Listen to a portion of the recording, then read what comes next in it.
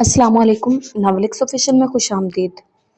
Novel نفرت، از قلم ناصر حسین۔ آغا جان کی پوتی مجرا کرتے ہوئے اور اسے لگا پوری چھت اس پر آن گری ہو۔ اس نے قرب سے آنکھیں بند کر لی، پھر کسی نے آگے بڑھ کر اسے بالوں سے پکڑا اور زور سے دھکا دیا۔ وہ فرش پر منہ کے بل جا گری۔ وہ آغا جان تھے جو اب غصے سے اسے لات مار رہے تھے اور گالیاں بھی دے رہے تھے۔ وہ وہیں بے سود پڑی تھی۔ سعدیہ بیگم اور نرمین دور کھڑی رو رہی تھی۔ صوبیہ بھابی اور تائی بھی تماشائی بنے کھڑے تھے۔ کسی میں اتنی ہمت نہیں تھی وہ آغا جان کا ہاتھ روک سکے۔ بے حیا، بے غیرت، آج میں تمہیں زندہ نہیں چھوڑوں گا۔ وہ کافی دیر تک اسے بالوں سے پکڑ پکڑ کر مارتے رہے اور وہ وہیں پتھر بنی پڑی رہی۔ پھر شاید وہ خود ہی تھک گئے، انہوں نے اسے چھوڑ دیا۔ اسے نہیں یاد اس کے بعد کیا ہوا تھا، کیونکہ اس کے بعد وہ بے ہوش ہو گئی تھی اور اس نے جب آنکھ کھولی وہ ایک اندھیرے کمرے میں بند تھی جہاں چاروں طرف کباڑ کا پرانا سامان تھا۔ وہ حیرت اور بے یقینی سے اپنے ہاتھوں کے زخموں کو دیکھ رہی تھی۔ اس کے بال الجھے ہوئے تھے اور جسم کا انگ انگ درد کر رہا تھا۔ اسے اپنے زندہ ہونے پر حیرت تھی۔ وہ بڑی دیر تک ادھر ادھر دیکھتی رہی، کچھ سوچ نہیں پا رہی تھی۔ ایک بار پھر بے ہوش ہو گئی۔ وہ مسلسل 3 گھنٹوں سے اسی تہہ خانے میں قید تھی۔ اسے اندھیرے اور کباڑ خانے سے وحشت سی ہونے لگی۔ جب کچھ ہوش میں واپس آئی تو اسے باہر نکلنے کا خیال آیا۔ بھاگ کر دروازے تک گئی لیکن دروازہ باہر سے بند تھا۔ وہ بہت دیر تک دروازے کو کھٹکھاتی رہی، روتی رہی، چیخ چیخ کر سب کو آوازیں دیتی رہی لیکن کوئی نہیں آیا۔ وہ تھک کر پھر سے وہیں آ کر بیٹھ گئی۔ سامنے سلاخوں والی کھڑکی تھی جہاں سے کچھ روشنی اندر آ رہی تھی۔ وہ وہیں اس کھڑکی کے پاس بیٹھ گئی۔ اس نے سر کو دیوار سے ٹیک لگا دی اور کچھ اداسی سے باہر دیکھنے لگی۔ کچھ گھنٹوں پہلے والا واقعہ تو وہ قیامت تک نہ بھولتی۔ اتنا بڑا طوفان ٹوٹا تھا اس پر۔ مسلسل 7 گھنٹے وہ وہیں اسی تہہ خانے میں بھوکی پیاسی پڑی رہی۔ اب رات ہو چکی تھی، ہر طرف اندھیرا پھیل چکا تھا اور وہ اندھیرے میں بیٹھی تھی۔ بس روشن دان سے لکیر کی صورت میں تھوڑی ہی روشنی اندر داخل ہو رہی تھی۔ اسے خوف بھی آ رہا تھا، وحشت بھی ہو رہی تھی۔ پھر کوئی کھڑکی کے پاس آیا۔ وہ قدموں کی آہٹ محسوس کر کے کھڑکی کی طرف بھاگی۔ وہ صوبیہ بھابی تھی اور اس کے لیے کھانا لے کر آئی تھی۔ بھابی پلیز مجھے یہاں سے نکالیں، وہ روتے ہوئے کہہ رہی تھی۔ تم جانتی ہو عشرت، میں ایسا نہیں کر سکتی۔ یہ لو کھانا لو۔ وہ کھڑکی کی سلاخوں کے نیچے کھانا اسے دے رہی تھی۔ مجھے کھانا نہیں کھانا، بس مجھے یہاں سے باہر نکالو پلیز، وہ صوبیہ کے سامنے ہاتھ جوڑ رہی تھی۔ صوبیہ نے کچھ بے بسی سے اسے دیکھا اور کھانا رکھ کر چلی گئی۔ وہ پیچھے سے انہیں آوازیں دیتی رہ گئی۔ کھانا وہیں پڑا رہ گیا۔ وہ روتی رہی، سلاخوں کو کھینچتی رہی۔ رات کا دوسرا پہر بھی ختم ہو گیا۔ نہ وہ سوئی نہ ہی کھڑکی کے پاس سے ہٹی۔ یہ وہ تہہ خانہ تھا جس میں اس کی امی کو بھی ایک بار بند کیا گیا تھا۔ یہ اسے نرمین سے معلوم ہوا۔ کسی غلطی کے لیے آغا جان نے انہیں بھی یہی سزا دی۔ اس وقت شاید وہ بہت چھوٹی تھی۔ امی پورے 1 مہینے تک اسی تہہ خانے میں بند رہی تھی اور آج یہ وقت اس پر آیا تھا جیسے ماضی ایک بار پھر سے پلٹ کر اس کے سامنے آیا تھا۔ رات کے 2 بجے نرمین اور امی بھی ڈرتے ڈرتے اس کے پاس آئیں اور کافی دیر تک اس سے سرگوشی میں کہتی رہی کچھ۔ اس نے اپنی قسم دے کر اسے کھانا بھی کھلایا۔ وہ آغا جان اور گھر کے باقی مردوں سے چھپ کر آئی تھی، اسی لیے کافی ڈر رہی تھی اور بہت کم وقت ہی اس کے پاس رہی۔ اسے اکیلے وہاں ڈر لگ رہا تھا۔ وہ چاہتی تھی وہ دونوں وہاں سے نہ جائیں لیکن ان کی مجبوری بھی وہ اچھے سے سمجھ سکتی تھی۔ اگلے دن بھی وہ اسی تہہ خانے میں پڑی رہی۔ جانے کب اس کی سزا ختم ہونی تھی۔ اس نے تو باہر جانے کی خواہش ہی اب ترک کر دی تھی۔ یہ دوسری شب کے تیسرے پہر کا واقعہ تھا جب اسے باہر کھڑکی سے کچھ فاصلے پر ایک ہیولا دکھائی دیا۔ وہ اندھیرے میں نظر نہیں آ رہا تھا۔ وہ نہیں جانتی تھی وہ کون ہے، شاید تائی تھی یا دلاور بھائی جو یہ دیکھنے آئے تھے۔ کوئی اس سے ملنے تو نہیں آیا، لیکن اس کے باوجود امی اور نرمین قریباً روزانہ رات کو چھپ کر اس کے پاس آتی تھی اور اسے باتیں کرتی، اسے احساس دلاتی۔ وہ بے جان پتھر کی طرح سب سنتی رہتی۔ وہ ہیولا اور سایہ جس کا بھی تھا اسے روزانہ دکھائی دیتا، شاید کوئی پہرا دے رہا تھا، اس کی نگرانی کر رہا تھا۔ قریباً 1 ہفتہ تک وہ وہیں سڑتی رہی۔ اس کے بال بکھرے ہوئے تھے، چہرہ دھول اور گندگی سے اٹا ہوا تھا، کپڑوں سے بدبو آ رہی تھی، ہونٹ اور آنکھیں بنجر ہو چکی تھی۔ جب 7ویں دن وہ آیا، چلو باہر آؤ، وہ سکندر تھا اور اس کا دل چاہا وہیں اس شخص کا گربان پکڑ کر اسے قتل کر دے۔ وہ اپنی جگہ سے ہلی بھی نہیں اور نہ ہی اس شخص کی طرف دیکھا۔ چلو اٹھو، میں کہہ رہا ہوں۔ وہ اب اسے جھنجھوڑ رہا تھا۔ اس نے پلٹ کر اس شخص کو دیکھا۔ اس کی آنکھوں میں اس وقت نفرت سے بڑھ کر کچھ نہیں تھا جو وہ دیکھ نہ سکا۔ مجھے یہیں رہنے دو، اسی میں تم لوگوں کی بہتری ہے۔ اس کی آواز دھیمی مگر سرد تھی۔ اوہ چلو تم آؤ، چلو تم۔ وہ غصے سے اس کا ہاتھ کھینچنے لگا بنا اس کی دھمکی کی پرواہ کیے۔ اگر میں یہاں سے باہر نکل گئی تمہاری زندگی میں طوفان لے آؤں گی، پچھتاوے کے لیے بھی تمہارے پاس وقت نہیں ہوگا۔ اس نے نفرت بھری نظر سے سکندر کو دیکھا۔ وہ بھی اس کی سرخ آنکھوں میں دیکھتا رہا، پھر آنکھیں جھٹک کر اس کا ہاتھ پکڑ کر اسے تہہ خانے سے باہر لے آیا۔ اس کی سزا اتنی جلدی کیسے ختم ہو گئی اور تہہ خانے سے اسے اتنی جلدی کیوں نکالا گیا تھا؟ اس سوال کا جواب اسے باہر آ کر ملا۔ آغا جان 2 دن بعد تمہارا اور سکندر کا نکاح کرنا چاہتے ہیں۔ نرمین نے اسے گھر میں داخل ہوتے ہی یہ اطلاع دی۔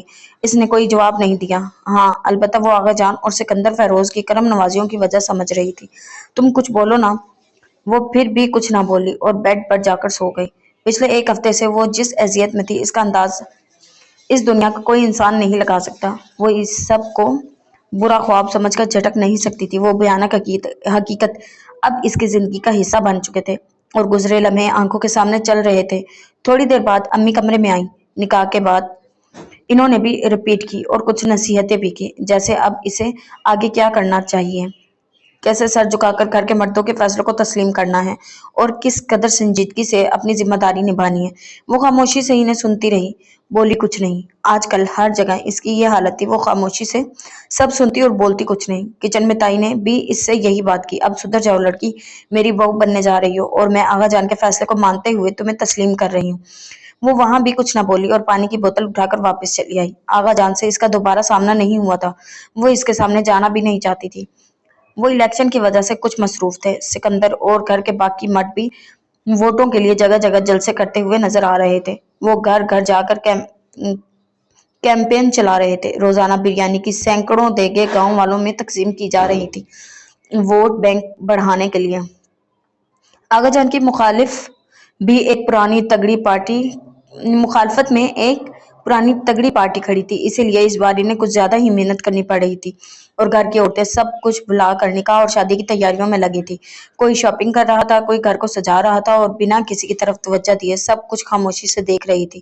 جس دن امی اور تائی اسے شاپنگ کے لیے لے کر گئی تھی، اس دن بھی وہ خاموش رہی، یہاں تک کہ اس کے لیے کپڑے بھی نرمین اور صوبیہ بھابی نے پسند کیے۔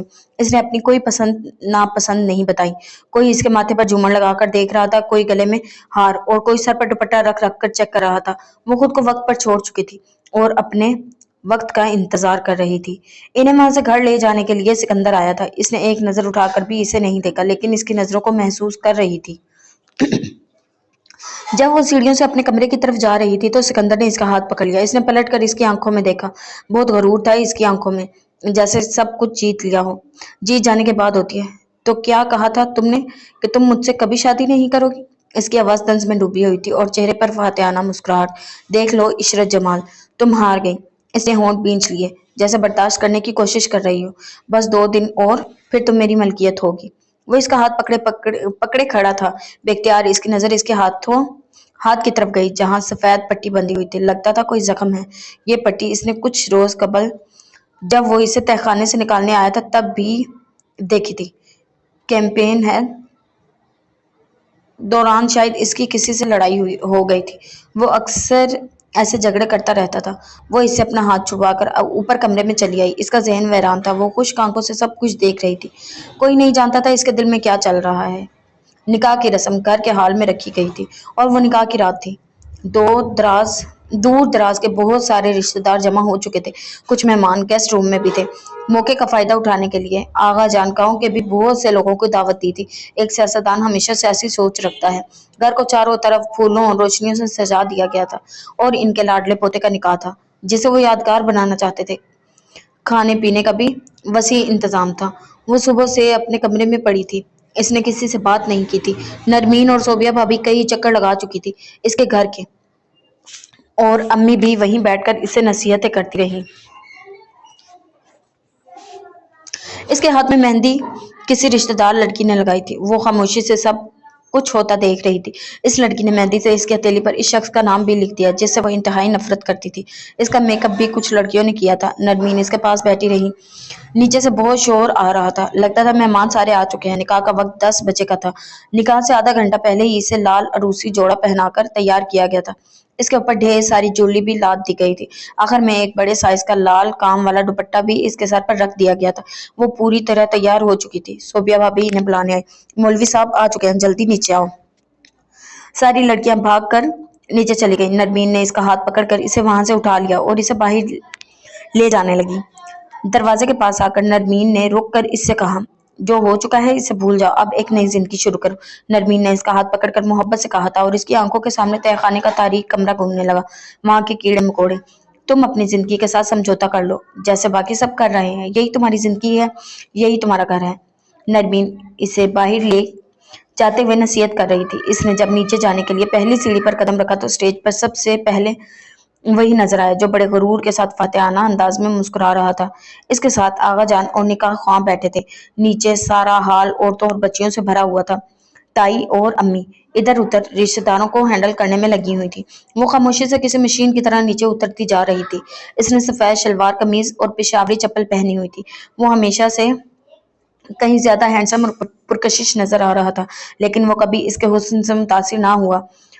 इसे हमेशा इसे देखकर नफरत ही हुई थी। वो मुस्कुरा रहा था जैसे जीत चुका हो। नरमीन ने लाकर इस शख्स के बराबर बिठा दिया जिसे वो देखना भी नहीं चाहती थी। आगा जान समेत पूरे घर वाले खुश नजर आ रहे थे। वो भी खुश थी। आगा जान के हुक्म पर निकाह ख्वां ने निकाह पढ़ाना शुरू किया। सब खामोशी से बैठ गए। अम्मी इसके पास आकर खड़ी हो गई। घर के बाकी अफराद भी वहीं आस पास खड़े थे। सिकंदर ने निकाह के लिए नमाज वाली टोपी भी पहन ली और ऐसे अकड़ कर बैठा जैसे कोई किला फतह कर रहा हो। कबूलियत के वक्त भी इसने कबूलियत खुशी खुशी कबूलियत के लिए हाँ कहा और दस्तखत भी इसी खुशी से किए। इससे निपटकर निकाह ख्वां इसकी तरफ मुतवज्जा हुआ। बीबी इशरत जमाल, आपका निकाह सिकंदर फेरोज वल्द फेरोज सुल्तान से हक मेहर बाई बस 10 लाख करार पाया है। आपको ये निकाह कबूल है? इसने आंखें कुर्ब से बींच ली और सर उठाकर एतमाद से मौलवी साहब की तरफ देखा। जी नहीं। जी जी क्या फरमाया आपने? निकाह ख्वां ने हैरत से इसे देखा। मैंने कहा जी नहीं, मुझे ये निकाह नहीं कबूल। वो बिना डर खौफ और एतमाद से कहे गए इस जुमले ने पूरे घर पर कयामत तोड़ दी थी। बीबी इशरत जमाल, आपका निकाह सिकंदर फेरोज वल्द फेरोज सुल्तान से हक मेहर बाइवस 10 लाख रुपए करार पाया। आपको ये निकाह कबूल है? इसने आंखें कुर्ब से बीच ली और सर उठाकर एतमाद से मौलवी साहब की तरफ देखा। नहीं। सब ने सदमे से इसे देखा। आगा जान और सिकंदर की मुस्कुराहट अलग गायब हो चुकी थी। सभी रिश्तेदार मेहमान मुंह खोले एक दूसरे को देख रहे थे। मौलवी ने एक बार फिर अपना जुमला दोहराया। इसने एक बार फिर बिना किसी डर और खौफ के नहीं कहा था। सादिया बेगम और अस्मा ताई आगे बढ़ी। क्या बकवास कर रही हो? होश में तो हो? सादिया इसके पास आकर सरगोशी में कहने लगी। जी मैं अपने पूरे होशो हवास में ये कह रही हूँ। इसके एतमाद में कोई कमी ना आई। आगा जान और सिकंदर दोनों गुस्से से खड़े हुए।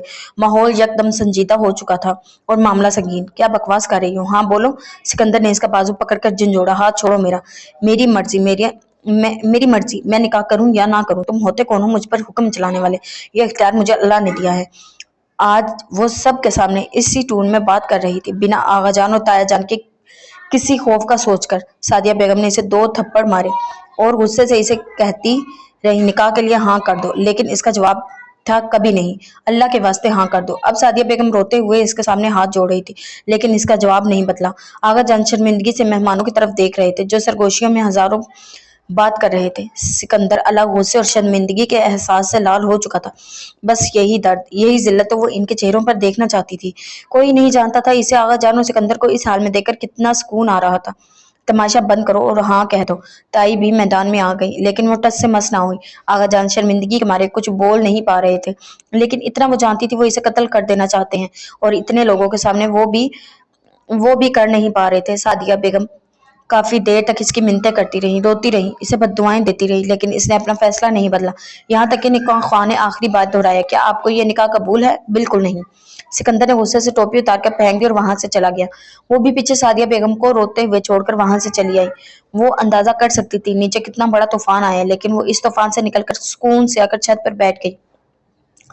दुपट्टे के साथ साथ इसने चूड़ियां और ज्वेलरी भी उतार कर फेंक दी थी।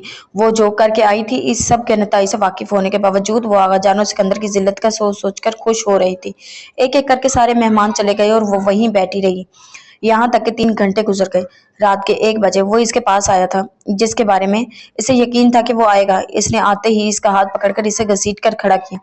क्यों किया तुमने ऐसा? वो गुस्से से दौड़ा और वो सुकून से इसे देखती रही। इसके हाथ में पिस्टल भी था। शायद वो इसे मारने आया था, इतना तो वो जानती थी। इस सब के बाद इसे जिंदा तो नहीं रहने दिया जाएगा। मैंने तुमसे पहले कहा था मैं तुमसे कभी शादी नहीं करूंगी। इसने गुस्से से टेबल को लात मार दी थी। वो शीशे का टेबल टुकड़े टुकड़े हो गया। मैं तुम्हें जान से मार दूंगा। इसने गुस्से से पिस्टल आगे किया। मारो, मैं भी मरना चाहती हूँ, वो चिल्लाई। वो इसके माथे पर पिस्टल ताने खड़ा था और इसे खूनख्वार नजरों से देख रहा था। मैं सच में गोली चला दूंगा। तो चलाओ गोली, मुझे मरने का डर नहीं। तुम लोग हमेशा औरतों को गुलाम समझते हो, जैसे चाहे इनकी जिंदगी के फैसले करते हो। जो हकूक मजहब ने दिए, तुम लोग कौन होते हो वो हकूक छीनने वाले? कम से कम मैंने तुम्हारे और आगा जान के गलत फैसलों के आगे सर नहीं झुकाया। तुम हार गए मुझसे सिकंदर फेरोज। बकवास बंद करो, मेरी गैरत को मत चैलेंज करो, नहीं तो सर तोड़ दूंगा तुम्हारा। वो जुनूनी हो चुका था। तब तुम्हारी गैरत कहाँ थी जब मैं तहखाने में इतने दिन सड़ती रही? वो जोर से चिल्लाई। चिल्लाओ मत मेरे सामने, मैं मजाक नहीं कर रहा, गोली चला दूंगा। सिकंदर ने पिस्टल इसके माथे के और करीब कर दिया। इसने पिस्टल इसके हाथ से छीन लिया और पिस्टल का रुख मोड़ कर इसकी तरफ कर दिया। तुम एक बुजदिल मर्द हो, गोली चलाने से डरते हो। वो पिस्टल को मजबूती से पकड़कर इसकी तरफ निशाना लगाए खड़ी थी। पिस्टल वापस करो, ये खिलौना नहीं है। वो धाड़ा। नहीं, आज मैं गोली चलाऊंगी। तुम मुझ पर गोली चलाओगी? इसने बेयकीनी से इसकी तरफ देखा। नहीं, खुद पर चलाऊंगी। इसने पिस्टल का रुख अपनी तरफ कर लिया। सिकंदर की आंखें फैल गई। ताकि तुम देख लो मैं तुमसे कितनी नफरत करती हूँ। सिकंदर ने कुछ सदमे से इसे देखा था। बेवकूफ लड़की, पिस्टल लोडेड है। वो जोर से चिल्लाई। वो ट्रिगर पर हाथ रख चुकी थी। सिकंदर ने जंप लगाकर इस तक पहुंचा और इसके हाथ पकड़ लिए। छोड़ो मुझे, वो चिल्लाई। पागल लड़की, पिस्टल इधर दो मुझे। वो मुझे मारना चाहते थे। तुम मुझे मारना चाहते थे, मैं खुद को मारना चाहती हूँ। वो दोनों हाथापाई कर रहे थे। सिकंदर इसके हाथ से पिस्टल छीनने की कोशिश कर रहा था। कहा ना पिस्टल दो मुझे, कोई कुछ नहीं कहेगा तुम्हें। इसी हाथापाई में एक जोरदार फायर की आवाज गूंजी। दोनों के हाथ ढीले पड़ गए। गोली चल चुकी थी। इसने इशरत को गिरते देखा। पिस्टल छूट कर इसके हाथ से गिर गई। वो मुंह खोलकर फर्श पर गिर रही थी जब इसने अपने दोनों हाथों से इसे संभाल लिया। गोली इसकी टांग पर लगी थी, जहां से बुरी तरह खून बह रहा था और वो खुद बेहोश हो चुकी थी। इसने जेब से रुमाल निकालकर इसकी टांग पर बांध दिया और इसे उठाकर अंदर ले जाने लगा। गोली इसकी टांग को छू कर निकली थी, इसलिए ज्यादा कोई मसले वाली बात नहीं बनी। वो बस एक ही दिन हॉस्पिटल में रही और अगले दिन थोड़ी बहुत लंगड़ाती हुई डिस्चार्ज होकर घर आई। हॉस्पिटल में इसके पास सिर्फ अम्मी और नरमीन थी और कोई नहीं आया इसके पास। ना ही तब इसे कोई देखने के लिए आया। जब वो घर आई, किसी को इसकी तकलीफ से फर्क नहीं पड़ता था, लेकिन घर आकर जो इस पर भयानक इंकशाफ हुआ, इसने इसके पैरों तले जमीन निकाल दी। आगा जान इन्हें घर से निकालने का फैसला कर चुके थे और ये फैसला इनके घर में कदम रखते ही आगा जान ने गुस्से से सुना दिया था। सादिया, अपना सामान उठाओ और अपनी दोनों बेटियों को लेकर निकल जाओ यहाँ से। ये फैसला आगा जान ने सबकी मौजूदगी में सुनाया था। वो निकाह वाली बात दिल में लिए खड़े थे और भूले नहीं थे। 2 दिन वो इसके अस्पताल रहने की वजह से खामोश थे। आगा जान, ये आप क्या कह रहे हैं? अम्मी रोते हुए इनके पास चली आई। निकलो मेरे घर से, वो गरज कर बोले। आगा जान, हम कहाँ जाएंगे? खुदा के लिए ऐसा गजब ना करें। सादिया के आंसू की रफ्तार बढ़ गई थी। सब वहीं खड़े देख रहे थे। वो बेस्पाट चेहरे के साथ सब देख रही थी। बेगैरत औरत, दफा हो जाओ मेरे घर से। इस घर में तुम्हारी और तुम्हारी बेहया बेटियों के लिए अब कोई जगह नहीं। इसने सादिया बेगम को रोते और आगा जान के कदमों में गिरते देखा। अल्लाह के वास्ते ये गजब ना करें, हम कहाँ जाएंगे आगा जान? हमारा तो आपके अलावा कोई नहीं है। वो रोते हुए आगा जान के पैर पड़ गई थी पड़ी पैर पकड़कर कह रही थी। इसने गुस्से और नफरत भरी नजर से आगा जान फिर सिकंदर को देखा। वो बड़ी महारत से नजरें चुरा गया। आगा जान ने सादिया बेगम को लात मार कर धक्का दिया था। धक्का इतने जोर का था कि सादिया बेगम का सर सोफे से टकरा गया। टकराने की वजह से जख्मी हो गया। निकलो बेगैरत औरत। नरमीन इसका हाथ पकड़े खड़ी रो रही थी। इसने गुस्से से अपना हाथ छुड़वाया और आगा जान के सामने जाकर खड़ी हुई। ये घर आपका नहीं है आगा जान। वो गुस्से से इन्हें बिल्कुल बिल्कुल इन्हीं की टोन में बोली। आगा जान समेत सभी घर वाले शौक की कैफियत में इसे देख रहे थे, क्योंकि आगा जान के सामने आज तक इसने खुलकर कोई बात नहीं की और आज पहली बार वो इसके सामने डट कर खड़ी थी। ये घर ताया और मेरे अब्बू ने मिलकर खरीदा था और इस घर में पूरा आधा हिस्सा हमारा है। आगा जान सदमे और गुस्से से इसे देख रहे थे। सिकंदर भी इधर उधर पहलू बचा रहा था। तुम आगा जान से किस तरह बात कर रही हो इशरत? फेरोज ताया गुस्से से धाड़े। वो गुस्से से इनकी तरफ मुड़ी। आप बीच में मत बोलिए ताया जान। आप तब नहीं बोल सके जब आगा जान ने अम्मी को धक्का दिया था। अब भी आपको बोलने का कोई हक नहीं। फेरोज ताया ने कुछ शर्मिंदगी और खज्जल की कैफियत में सर झुका लिया। इसका अगला जुमला मुंह से निकलने से पहले ही आगा जान ने एक जन्नाटेदार थप्पड़ इसे मार दिया था। बेगैरत, तुम्हारी ये जुर्रत, तुम हमारे सामने आवाज उठाओ। वो एक थप्पड़ मारकर वो इसे लातों से मारने लगे। ले जाओ इस बेगैरत को, नहीं तो इसे मारने में सिर्फ एक गोली लगेगी। सादिया बेगम रोते हुए इसके पास आई और इसका हाथ पकड़कर अंदर कमरे की तरफ ले जाने लगी। आगा जान की धमकी से वो डर गई थी। इनके लिए कत्ल करना कोई मुश्किल ना था। अपना सामान बांधो और 1 घंटे तक इस घर से दफा हो जाओ तुम सब। पीछे से आगा जान की आवाज आई। सादिया बेगम ने कमरे में आते ही जोर जोर से रोना शुरू कर दिया और वो वहीं बेड पर सर पकड़कर बैठ गई। नरमीन अलग रो रही थी। ये सब तुम्हारी वजह से हुआ, अल्लाह गर्क करे तुम्हें। सादिया इसकी पीठ पर मुक्के मारने लगी। नरमीन रोते हुए इन्हें रोक रही थी। बदबख्त जलील, ये दिन भी दिखा दिए। तूने कहती थी इतना ऊपर ना उड़। वो रोते हुए कह रही थी। अब कहाँ जाएंगे हम, हमारा तो और कोई ठिकाना भी नहीं। और तुम मेरा मुंह क्या देख रही हो, जाकर सामान बांधो। वो नरमीन की तरफ मुतवज्जा हुई। इसने सर उठाकर बेयकीनी से इन्हें देखा, जो खुद भी अलमारी से सामान निकाल रही थी। तो क्या सच में सब कुछ खत्म हो गया? आगाजान अपने गलत होने के बावजूद जीत जाएंगे? वो कमरे की खिड़की के पास आकर खड़ी हो गई। इसने जैसे एक लंबी सांस लेकर सारी दर्द बाहर निकालने की कोशिश की। फिर इसने मोबाइल निकाला और एक नंबर मिलाने लगी, फिर दूसरा नंबर मिलाया। वो काफी देर तक बात करती रही। अम्मी और नरमीन रोते हुए पैकिंग कर रही थी। 1 घंटे बाद इस घर में पुलिस कुछ सिपाहियों के साथ दाखिल हुई। पुलिस की आमद का सुनकर आगा जान समेत सभी चौंक गए। कैसे आना हुआ इंस्पेक्टर साहब, आपके खिलाफ रिपोर्ट दर्ज करवाई है आगा साहब, पुलिस ने तहम्मुल से कहा। वो एक संजीदा और सुलझे हुए पुलिस ऑफिसर थे। किसने दर्ज करवाई है रिपोर्ट? अब की बार सवाल करने वाला सिकंदर था। वो नरमीन और अम्मी को लेकर सीढ़ियों पर खड़ी हो गई। नीचे सब दिखाई दे रहा था। आपकी पोती इशा जमाल ने। सब पर जैसे छत गिर गई। सदमे से एक दूसरे का मुंह देखने लगे। वो आहिस्ता आहिस्ता सीढ़ियां उतरकर नीचे जा रही थी। इशरा जमाल कौन है यहाँ? मैं हूँ सर, और मैंने ही आपको कॉल किया था। वो सीढ़ियां उतरकर इनके साथ इनके पास आई। सभी मुंह खोले इसे देख रहे थे। आगा जान की नजरों से कहर बरस रहा था। नरमीन और सादिया बेगम दूर खड़ी होकर माहौल को समझने की कोशिश कर रही थी। ये घर 20 साल पहले मेरे अब्बू और ताया ने मिलकर खरीदा था। मेरे अब्बू का इस घर में आधा हिस्सा है। इस बात का सबूत आपको अदालत और घर के कागजात में से मिल सकता है। वो पूरे एतमाद से बोल रही थी। इसके चेहरे पर किसी किस्म का डर खौफ के आसार नहीं थे। आगा जान गुस्से से दांत पीस रहे थे, लेकिन पुलिस के सामने वो कुछ नहीं कर सकते थे।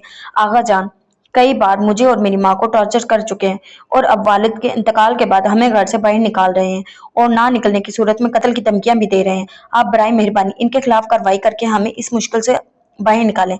अपनी बात पूरी करके इसने पुलिस की तरफ देखा और पुलिस इंस्पेक्टर ने आगा जान की तरफ। क्या ये सच बोल रही है? सब खामोश थे। किसी के पास कोई जवाब नहीं था, लेकिन ताई बीच में बोल पड़ी। नहीं, ये झूठ बोल रही है। आगा जान ने ऐसा कुछ नहीं किया। ताई ने अपना किरदार घर में मजबूत करने के लिए कहा था, लेकिन साफ लग रहा था पुलिस इसकी बात का कोई एतबार नहीं कर रही। आप उम्र में बड़े हैं, हमें शर्म आएगी आपको जेल ले जाते हुए, इसीलिए वार्निंग देकर जा रहे हैं। आइंदा हमें यहाँ ना आना पड़े। इस पुलिस ऑफिसर ने अदब के दायरे में रहकर इनसे कहा, और वो जिल्लत और गुस्से के सदमे से जमीन में गिर रहे थे।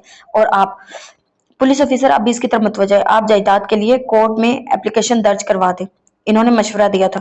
जी, मैं वकील को कॉल कर चुकी हूँ, वो आते ही होंगे। पुलिस वाला एक मुस्कुराहट के साथ अल्लाह हाफिज कहकर बाहर जाने लगा, जब इशरत ने इन्हें आवाज देकर रोक लिया। सर, वो पलटे। जी, अगर मुझे या मेरी माँ बहन को किसी किस्म की तकलीफ या टॉर्चर किया गया तो इसकी जिम्मेदार आगा जान होंगे। आप बेफिक्र रहें, हम आपके साथ हैं, ऐसा कुछ नहीं होगा। पुलिस वाला इसे तसल्ली देकर बाहर निकल गया। ताई गुस्से से आगे बढ़ी। बेशरम, बेहया, शर्म ना आई तुम्हें पुलिस बुलाते हुए? वो इसका बाजू झंझोड़ने लगी। सिकंदर भी गुस्से से आगे आया। पुलिस को बुलाने की क्या जरूरत थी? ये घर की बात थी, घर में सुलझ जाती। घर की बात अब घर की नहीं रही। वो गुस्से से चिल्लाई। आगा जान तो गुस्से और सदमे से सोफे पर गिर गए थे।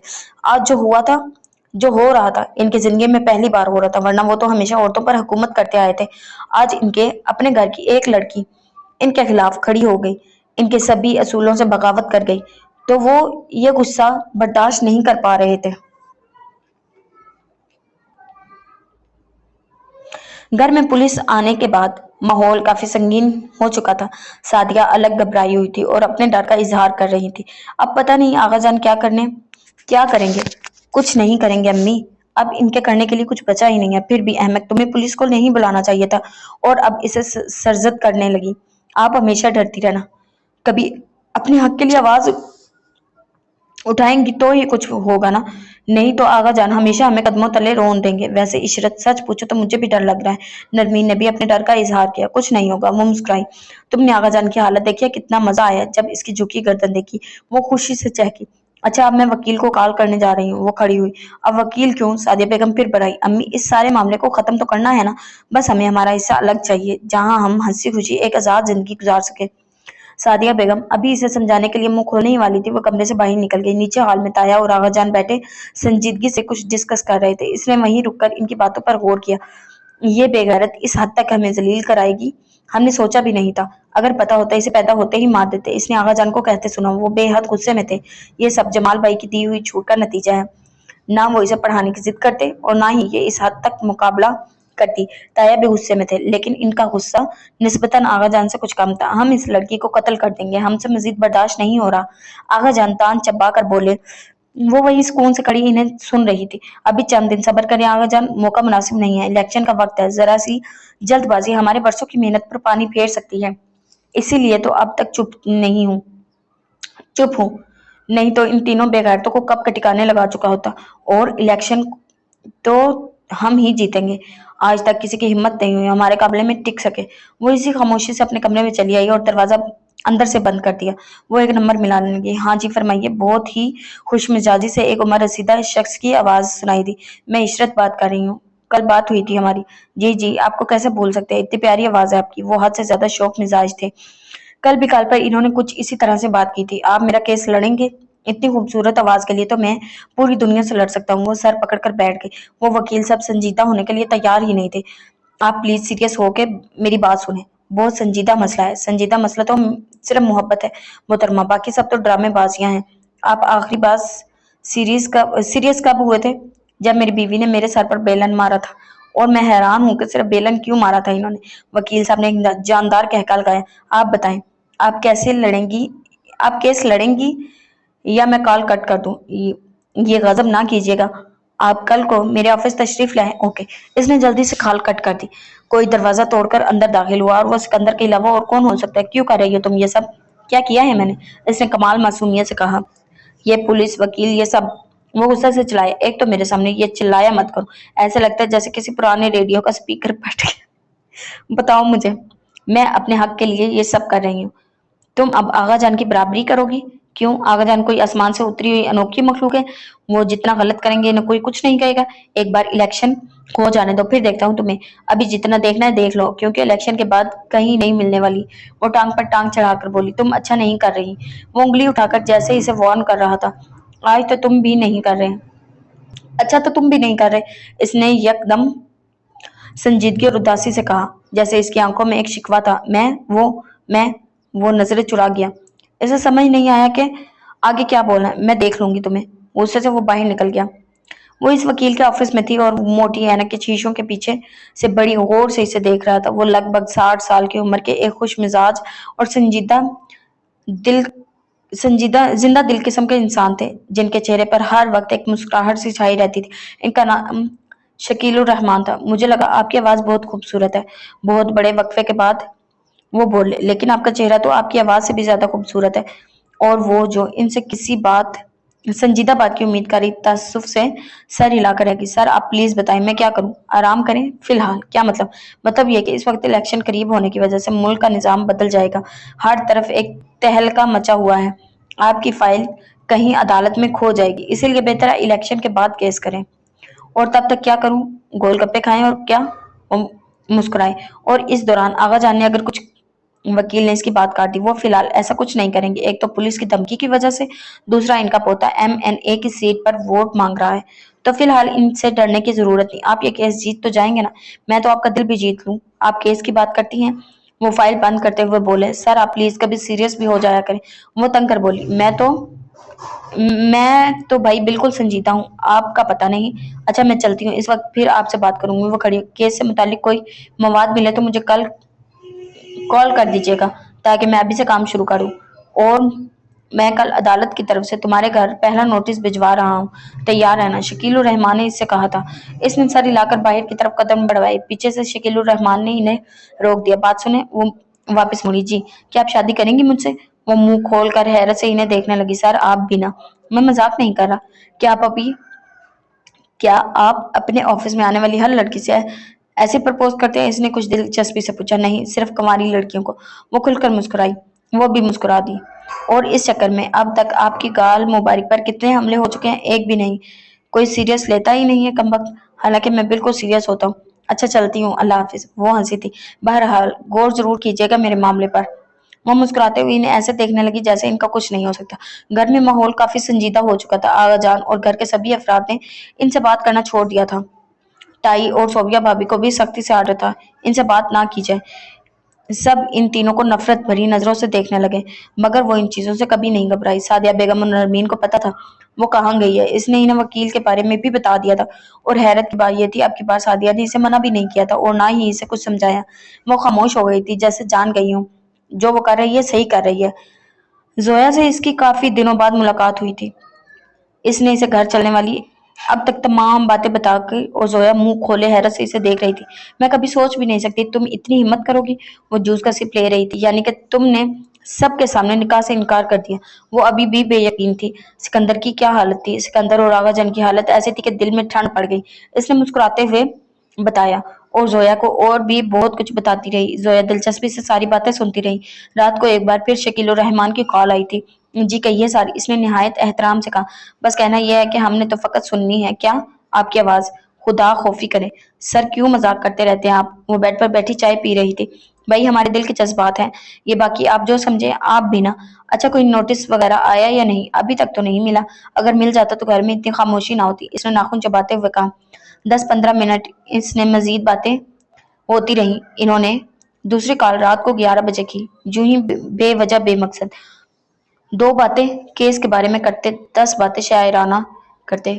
بہت ہی عجیب طبیعت کے انسان تھے۔ ان کی 3 شادیاں ہو چکی تھی، 2 طلاق کے، اور ایک بیوی کے ساتھ وہ بڑی ٹینشن بڑی زندگی جی رہے تھے، کیونکہ وہ کچھ کڑوے مزاج کی زبان دراز قسم کی عورت تھی۔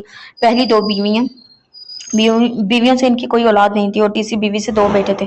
وہ ایک گورنمنٹ اسکول میں ٹیچر بھی تھی۔ ان کے اکثر و بیشتر جھگڑے ہوتے رہتے تھے۔ شکیل الرحمان بمشکل بیوی کے مزاج کو برداشت کر رہے تھے۔ وہ مزاجن کافی نرم دل قسم کے انسان تھے، سوائے عاشقانہ مزاج کے ان میں اور کوئی بیماری نہ تھی، اور اس عمر میں 3 شادیوں کے باوجود بھی وہ دل و جان سے چوتھی شادی کے لیے تیار بیٹھے تھے، اور ان کی باتوں کو صرف مزاح کی حد تک اہمیت دے رہی تھی، لیکن وہ یہ نہیں جانتی تھی وہ کس قدر سنجیدہ ہیں۔ اس گھر میں ماحول کافی سنگین ہو چکا تھا، ہر ایک ان سے نفرت کر رہا تھا۔ سعدیہ بیگم تو خاموش ہو کر رہ گئی تھی، اکثر اپنے کمرے میں پڑی کچھ سوچتی ہی رہتی تھی، سوچوں میں گری رہتی۔ نرمین بھی زیادہ وقت اپنے کمرے میں گزارتی۔ اس سارے معاملے کے بعد اس کا دوبارہ سکندر یا آغا جان سے سامنا نہیں ہوا، لیکن اس رات جب عدالت کی طرف سے پہلا نوٹس آیا تو سکندر غصے سے اسے ڈھونڈتا ہوا کچن تک آیا۔ وہ کچن میں چائے بنا رہی تھی اور سکندر نے آتے ہی کورٹ پیپرز اس کے منہ پر مارے۔ یہ کیا بےہودگی ہے؟ وہ غصے سے چلایا، جبکہ اس کی چیخ کا اس پر کوئی اثر نہیں ہوا۔ وہ ڈیڑھ بنی چائے بنانے میں مصروف رہے۔ بے شرم، تمہیں ذرا بھی شرم نہیں ہے؟ گھر کی بات عدالت تک لے کر جاؤ گی تم؟ وہ چائے میں سکون سے چینی ہلانے لگی۔ میں اپنے حق کے لیے عدالت گئی ہوں۔ اگر تم 4 جماعتیں پڑھ چکے ہو تو غور سے دیکھو، میں حصہ مانگ رہی ہوں جو میرے ابو کا تھا۔ اس گھر میں آج تک کوئی پولیس یا عدالت تک نہیں گیا۔ وہ اس کی آنکھوں میں دیکھتے ہوئے چلائے۔ اس نے چائے کا کپ زور سے کاؤنٹر پر پٹک دیا اور اس کی آنکھوں میں دیکھتے ہوئے بولی، اگر اس اور گھر کی عورتیں ذرا سا ہمت کر لیتی تو تم لوگ یہاں اس پر حکمرانی نہ کر رہے ہوتے۔ میری بات یاد رکھو سکندر فیروز، تم لوگوں کے ناجائز حکومت تب تک ہے جب تک اس گھر کی عورتوں میں شعور نہیں۔ جس دن ان کو اپنے حق کے لیے آواز اٹھانا آ گیا، اس دن تم لوگوں کی حکومت کا سورج ڈوب جائے گا۔ وہ دانت پیس کر غصے سے کہہ رہی تھی، ایسا کون سا ظلم ہو رہا ہے اس گھر کی عورتوں پر؟ روٹی نہیں مل رہی، کپڑا نہیں مل رہا؟ وہ بھی اس کی ٹون میں بولا۔ عورتوں کے حقوق صرف روٹی کپڑا نہیں ہے۔ تم لوگ جب چاہے انہیں ذلیل کرتے ہو، جب چاہے انہیں سب کے سامنے تھپڑ مار دیتے ہو، اس کی شادیوں کے فیصلے کرتے ہو، ان سے پوچھنا تو دور انہیں لڑکے کی شکل بھی نہیں دکھاتے۔ تم لوگوں کی نظروں میں عورت صرف غلامی کے لیے پیدا ہوئی ہے۔ اور اس کی آواز بیٹھ گئی تھی۔ سکندر نے ماتھے پر آیا پسینہ پونجا، پھر سوچنے لگا جواب دے اسے کہ کیا جواب دے اسے، جو بھی ہو، لیکن اب یہی تمہاری زندگی ہے۔ میں ذرا الیکشن سے نپٹ لوں، پھر دیکھتا ہوں کیسے تم حقوق کی بات کرتی ہو اور کیسے نہیں نکاح کرو گے۔ میں وہ منگنی توڑ چکی، اب تم میرے لیے ذرا بھی اہمیت نہیں رکھتے۔ MNA صاحب، وہ استہزائیہ انداز میں ہنسا۔ جتنا خوش ہونا ہے ہو لو، لیکن شادی تمہیں مجھ سے ہی کرنی ہوگی، تم میری مرضی کے بغیر کبھی ہل بھی نہیں سکتی۔ کہتے ہوئے وہ باہر کی طرف جانے لگا۔ تو یہ بات تم بھی سن لو، جسے تم ڈھونڈ رہے ہو میں تمہاری خواہش کبھی نہیں پوری کروں گی۔ اور اس کے پیچھے زور سے چلائی، وہ وقت ہی بتائے گا۔ وہ اس کی بات کو طنز میں اڑا گیا اور اسے اتنا غصہ تھا کہ چائے کا کپ اٹھا کر فرش پر دے مارا۔ سمجھتا کیا ہے خود کو؟ اس کے زرخرید غلام لمبی لمبی سانسیں لے کر اپنا غصہ کم کرنے کی کوشش کرنے لگی۔ वो एक बार फिर शकील उर रहमान के ऑफिस में थी और इसकी समझ में नहीं आ रहा था वो यहाँ क्यों है। शकील उर रहमान ने इसके सामने पानी रखा। इसने खामोशी से गिलास उठाकर होंठों से लगाया। वो इन्हें कुछ पल देखते रहे लेकिन बोले कुछ नहीं, यहाँ तक कि इसे खुद अपनी आमद की वजह बतानी पड़ी। आप जितनी जल्दी हो सके ये केस फिनिश करें, इसने तेजी से कहा था। अरे रिलैक्स, आपके चेहरे पर इतना गुस्सा अच्छा नहीं लगता मोहतरमा। बस मुझे ये केस जीतना है और अपना हिस्सा अलग करना है। तो अलग कीजिए, किसने रोका आपको? लेकिन यह काम वक्त के साथ ही होगा। और मेरा वक्त कब आएगा? यही तो मैं भी सोच रहा हूँ कि मेरा वक्त कब आएगा। क्यों, आपके भी घर पर कब्जा किया है किसी ने? नहीं, मेरे तो दिल पर कब्जा किया हुआ किसी ने। वो मुस्कुराए थे और वो गुस्से के बावजूद भी मुस्कुराती। 3 शादियां कर चुके हैं आप। क्या आपको अभी तक कोई ऐसी लड़की नहीं मिली जो आपके दिल की मुराद पूरी कर देती? वो अपना केस भूलकर इनसे अलग मौजू पर गुफ्तगू कर रही थी। मिली तो है, लेकिन उम्र के आखिरी हिस्से में। इन्होंने माइनखेज अंदाज में बात करते हुए इसकी तरफ देखा और वो मुस्कुराते हुए इन्हें घूरने लगी। फिर इसने परस निकाला था। शकील उर रहमान टहलते टहलते जब थक गए तो फिर इसके पास सामने आ बैठे। आपकी फीस। इसने नोटों की एक गड्डी इनकी तरफ बढ़ाई, ये सोच कर के वो पैसे देकर इसका काम जल्दी निपटा देंगे। हमें जो मुस्कुरा कर देख ले समझो हमारी फीस अदा हो गई। वो रोमांटिक अंदाज में, शायराना अंदाज में बोले। ख्याल करें सर, जब भूख लगती है तो खाना चाहिए होता है, मुस्कुराहट नहीं। वो भी मुस्कुराई। ये बात भी दुरुस्त है आपकी मोहतरमा, लेकिन हम फीस नहीं रख सकते जब तक आपके काम सही मानों में शुरू नहीं करेंगे। वो जुमले के आखिरी में संजीदा हुए थे। फिर भी थोड़ा बहुत तो रख लें एडवांस समझकर। इसने वो पैसे अभी तक टेबल से नहीं उठाए थे। वैसे मेरा आपको एक संजीदा मशवरा है। वो थोड़ा आगे होके बोले। इसने भी वजह से इनकी बात सुनने के लिए अपना हाथ आगे बढ़ा। शादी करने मुझसे फीस नहीं देनी पड़ेगी, घर के पैसे घर में ही रह जाएंगे। तो क्या आपको कबूल है 3 औरतों से धोखा खाने वाला शख्स? आखिर में इन्होंने जोरदार कहकर लगाया। अपने ही मजाक पर वो खुद ही हंसते रहे, लेकिन वो बिल्कुल संजीदा थी। इसने होंठ भींचकर शकील उर रहमान को देखा। हाँ, शकील उर रहमान की हंसी पर अचानक ब्रेक लग गई। इन्होंने कुछ उलझते हुए हैरत भरे तासरात से इन्हें देखा। क्या मुझे आपकी प्रपोजल कबूल है? इसने स्पार्ट चेहरे के साथ कहा। शकील उर रहमान बुरी तरह उलझे हुए थे। फिर वो मुस्कुराए। इन्हें लगा शायद वो मजाक कर रही है। वैसे मैं मजाक नहीं कर रहा था। मैं भी मजाक नहीं कर रही। इसने इसी संजीदगी से जवाब दिया। मैं सच में आपसे शादी करना चाहता हूँ। मैं भी। तो कब करें इनका? अगर आप अभी कहेंगे तो मैं भी अभी तैयार हूँ। इसकी संजीदगी खत्म नहीं हो रही थी। फिर शकील उर रहमान को भी सीरियस होना पड़ा। आप जानती हैं आप क्या कह रही हैं? इन्होंने पूरी संजीदगी से इसे देखा। इसने भी सर उठाकर इनकी आंखों में देखा। जी बिल्कुल। इस हामी के पीछे क्या वजह है? आप बेफिक्र रहें, मैं आपको इस्तेमाल नहीं करूंगी, ना कभी छोड़कर जाऊंगी और ना ही बेवफाई करूंगी। शकील उर रहमान इसे देखते हुए, मुझे यकीन नहीं आ रहा। शकील उर रहमान इसे बेयकीनी से देख रहे थे। तो कल इसी वक्त कोर्ट में आ जाएं, मैं वहीं आपका इंतजार करूंगी। वो परस उठाकर खड़ी हो गई। आज मुझे अपनी अम्मी और बहन को बताना। ये आखिरी जुमला कहकर वो बाहर निकली। शकील उर रहमान इनको इनके ऑफिस में गुमसुम, हैरान, परेशान छोड़कर वो घर चली आई थी। इसने अपने फैसले के बारे में किसी से नहीं पूछा। बस रात को अम्मी और नरमीन को इत्तला दी जब वो खाना खाने खा रही थी। मैं शादी कर रही हूँ। इन दोनों के कानों में धमाका हुआ था। क्या मतलब? कौन? किससे? नरमीन ने हैरत से बेतरतीब सवाल पूछे। सादिया बेगम भी गौर से इसे देखने लगी। एक वकील है, बहुत अच्छा इंसान है, बस उम्र में थोड़ा बड़ा है, लेकिन मैं रह लूंगी इसके साथ। सादिया बेगम ने नवाला प्लेट में रखा। तुम होश में तो हो? ये क्या कह रही हो? सिकंदर या आगा जान ने सुन लिया तो जीना हराम कर देंगे हमारा। तो पहले कौन सा इन्होंने आपको फूलों की सेज पर बिठा रखा है? वो भी चिल्लाई। तुम खुदा का खौफ करो, ऐसे कैसे किसी से भी शादी करोगी? ऐसे किसी से नहीं कर रही, अच्छी तरह जानती हूँ मैं इनको। वही मेरा केस लड़ रहे हैं और जल्द ही हम केस जीत कर अपना हिस्सा अलग कर लेंगे। फिर हमें किसी का डर नहीं होगा। हमारी अपनी अलग एक दुनिया होगी। वो इन्हें प्यार से कायल करने की कोशिश करती रही। अलहदगी की बात सुनकर सादिया थोड़ी नरम पड़ गई। सच तो ये था अब इन्हें भी इस घर में अपना आप कैदी लग रहा था। वो सादिया बेगम और नरमीन को एतमाद में लेने के लिए काफी देर तक समझाती रही, कुछ दलाइल और कुछ ख्वाब दिखाकर। बहरहाल वो थोड़ी नाराजगी से ही सही लेकिन मान गई। कुछ बातें वो जानबूझकर छुपा गई, जैसे शकील उर रहमान की ये चौथी शादी है और इनके पहले से ही बीवी बच्चे भी हैं और वो उम्र में इससे कुछ ज्यादा ही बड़े हैं। नरमीन और सादिया बेगम को राजी करने के बाद वो काफी खुश थी। इसके ज़हन में बार बार सिकंदर का चेहरा नजर आ रहा था। वो जो कहता था कि तुम मेरे बिना हिल भी नहीं सकोगी और तुम्हारी शादी मुझसे ही होगी। कल जब इसे किसी और के साथ देखेगा तो इसकी शक्ल देखने वाली होगी और वो इसकी जिंदगी की सबसे बड़ी हार होगी। वो इसके बारे में सोच कर ही खुश हो रही थी। अगली सुबह वो पूरी तैयारी के साथ घर से निकली थी।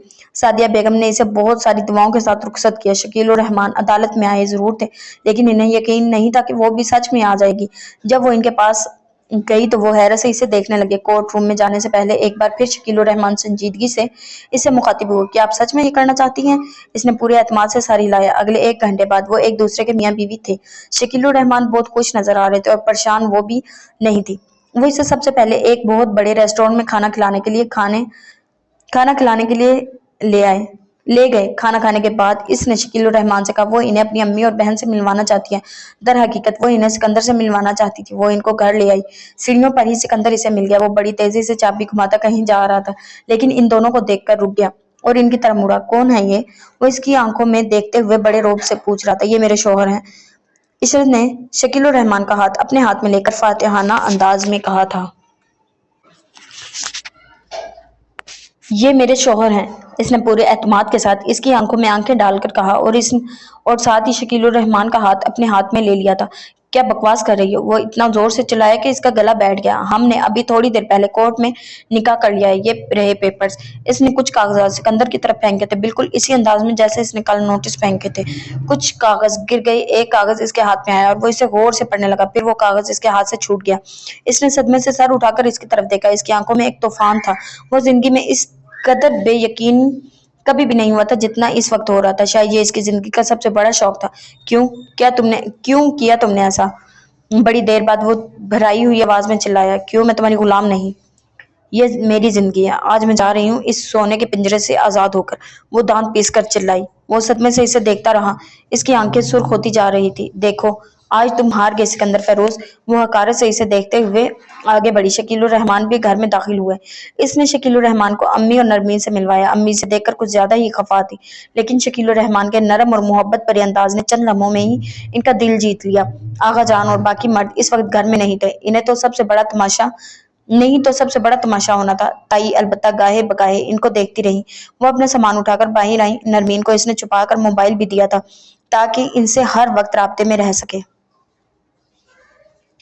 ये है आपका घर, मेरी नई नवेली जोजा मोहतरमा। शकील उर रहमान इसे एक छोटे से फ्लैट में ले आया था जहां जरूरत की हर चीज मौजूद थी। हम आपके घर क्यों नहीं जा सकते? वहां मेरी बीवी है। वो मुस्कुराई। बीवी से डरते हैं आप? किस मर्द से ये नहीं पूछना चाहिए। वैसे इसका जवाब होता तो हाँ ही है, लेकिन देता कोई नहीं है। मैं यहाँ अकेली कैसे रहूंगी? वो अपना बैग वहीं रखकर सोफे पर बैठ गई। क्या आपको लगता है मैं इतनी हसीन और जवान बीवी को अकेला छोड़कर जाऊंगा? इसने दुपट्टा सर से उतारकर दूर फेंका था। पानी पियेंगी आप? नई नवेली दुल्हन को आप सिर्फ पानी पिलाएंगे? वो इन्हीं के अंदाज में बोली। वो मुस्कुराए थे। मैं तो खून का कतरा कतरा आपको पिला दूं। वो किसी ने जवान रोमांटिक हीरो के अंदाज में बोले थे। जूस ही पिला दूं, कोई चुड़ैल थोड़ी हूं मैं। वो कुछ बरहमी से बोली। वो जूस बनाने किचन में गए और सोफे के पुष्ट पे टेक लगाकर आंखें बंद करके बैठ गई। इसकी आंखों के सामने बड़ी बड़ी बार बार सिकंदर का चेहरा आ रहा था। कैसी शक्ल हो गई थी इसकी जब इसने पेपर्स देखे थे। बहुत गरूर था इसे अपनी मर्दानगी और ताकत पर। वो समझता है कि आगा जान की तरह हुक्म चलाकर सब कुछ अपने पैरों तले कुचल देगा, लेकिन आज इसकी जिंदगी की सबसे बड़ी हार थी। रात को 12 बजे इसने नरमीन को कॉल की। आगा जान और ताया जान तो गुस्से से पागल हो रहे थे। सिकंदर का कुछ पता नहीं, शाम से गायब है। नरमीन ने डरते हुए बताया। आगा जान ने तुम्हें या अम्मी को तो कुछ नहीं कहा? अम्मी को थप्पड़ मारा था आगा जान ने, और इसे गालियां देते थे। फिर इन्होंने कहा अब वो तुम्हारा खुद ही इंतजाम कर लेंगे। शकील उर रहमान इस वक्त किचन में था, इसीलिए इसके लिए खाना बना रहे थे। खाना वो पहले ही अक्सर खुद ही बनाते थे। अम्मी अब कहाँ हैं? सो गई हैं क्या? तुम्हें क्या लगता है इतना सब होने के बाद वो सो सकती हैं? रो रही हैं और तुम्हें बददुआएं भी दे रही हैं। क्यों आपी, मैंने क्या किया? ज्यादा बनो मत इशरत। क्या तुम नहीं जानती ये सब तुम्हारी वजह से हो रहा है? सब ठीक हो जाएगा, कुछ दिन इंतजार करें और अम्मी से बात करवाएं मेरी। वो बात नहीं करना चाहती आपसे। अच्छा सुनो, सिकंदर का कुछ पता चला? कहाँ गया है? कोई पता नहीं है, इसी वक्त से गायब है। ताई तुम्हें मलामत कर रही हैं और अब तो सबको इस बात का भी यकीन हो गया कि अनम को भी तुमने भगाया। वो किसी सोच में पड़ गई। अच्छा मैं बाद में बात करती हूँ। इसने कॉल कट कर दी। शकील उर रहमान खाना बनाकर खुशी खुशी से टेबल पर सजा रहे थे। इसका खा इसका खाना खाने का बिल्कुल मूड नहीं था, लेकिन इनका दिल रखने के लिए वो खाना खाने लगी। आप घर में भी खुद खाना बनाते थे? नहीं, कभी कभी नायला बनाती थी। इन्होंने अपनी बीवी का नाम लिया। जब हमारा झगड़ा नहीं होता था। और आपका झगड़ा कब कब नहीं होता था? मैं जब जब घर नहीं होता था। इन्होंने मुस्कुराते हुए अपना हाथ इसके हाथ में रख दिया। इसे काफी अजीब लगा था, लेकिन इसने अपना हाथ नहीं हटाया। 3 दिन तक वो इस फ्लैट में रही। शकील और रहमान का रवैया बेहद रोमांटिक और आशिकाना होता था और इनके सामने काफी नर्वस होती थी। वो दिल ही दिल में इनके सामने काफी शर्मिंदा थी कि सिर्फ सिकंदर से अपनी नफरत का एहसास दिलाने के लिए इसने इनको इस्तेमाल किया था। इनकी शादीशुदा जिंदगी ऐसी हो गई वो सोच भी नहीं सकती थी। शकील और रहमान इसका दिल बहलाने में कोई कसर नहीं छोड़ते थे। कभी घर, कभी पार्टीज, कभी रेस्टोरेंट, वो इस पर जान निछावर कर रहे थे। ऑफिस जाकर भी दिन में 10-15 कॉल्स करते थे। वो फ्लैट में टीवी देखती या सोती रहती। नरमीन से इसकी मुसलसल बात हो रही थी। अम्मी ने भी नाराजगी खत्म करके इससे रूखे अंदाज में ही सही लेकिन बात करना शुरू कर दिया था। अभी हमें कुछ नहीं मालूम होगा।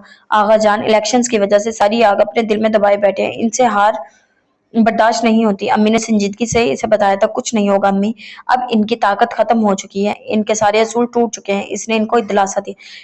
इन्हीं दिनों इसकी अनम से बात हुई थी। वो हमेशा की तरह खुश थी और इससे घर वालों के बारे में पूछ रही थी। इसने जवाबन सारी रुदात चंद सत्रों में सुना डाली, जिसे सुनकर अनम तो जैसे मुराकमे में ही चलेगी। मुझे यकीन था तुम कभी न कभी वो घर छोड़ दोगी, लेकिन इतना बड़ा तूफान खड़ा करोगी ये मैंने नहीं सोचा था। मुझे यही सब करना था, मेरे पास और कोई रास्ता नहीं था। अनम, सिकंदर भाई कैसे बर्दाश्त करेंगे मुझे नहीं मालूम, इसने कुछ रूखे अंदाज में जवाब दिया। नरमीन से इसने कुछ दिन पहले सिकंदर के बारे में पूछा था। इसने बस यही कहा था वो आजकल काफी संजीदा हो गया है, किसी से बात नहीं करता। काल करके काल के बाद वो मुख्तलिफ सोचों में पड़ी हुई थी। मुंह हाथ धोकर फ्रेश हुई, टीवी ऑन किया। जहां न्यूज चैनल्स में आगा जानो सिकंदर का जलसा था, इसने गुस्से से चैनल तब्दील कर दिया। शाम का वक्त हो रहा था, शकील और रहमान के आने का वक्त था। खाना आजकल वो खुद बना रही थी। शकील और रहमान सारा सामान मुहैया कर दिया था। इसके पास आने से पहले अमूमन वो दोपहर को अपनी पहली बीवी बच्चों के पास जाते थे और फिर रात को इसके पास ही होते थे। रात इसके पास रुकने का इन्होंने पहली बीवी के सामने कौन सा जवाब पेश किया था वो ये नहीं जानती थी। अलबत्ता वो ये जानती थी कि इन्होंने अभी तक इन्हें अपनी शादी के बारे में नहीं बताया था। इसने खाना बनाया, लेकिन शकील रहमान ने बहुत सारा खाना बाहर से लेकर आए थे, जिनमें केक, आइसक्रीम और कुछ बर्गर्स वगैरह भी शामिल थे। आप बैठ जाए, हम खाना खाते हैं। वो इसकी कमर के पीछे आकर खड़ा हो गया और बड़े रोमांटिक अंदाज में इसके दोनों बाजुओं के गिर्द अपने बाजू बड़े रोमांटिक अंदाज में इसके दोनों बाजुओं के गिर्द अपने बाजू डालकर इसे कुर्सी पर बिठाया था। इसे बिल्कुल अच्छा नहीं लगा था।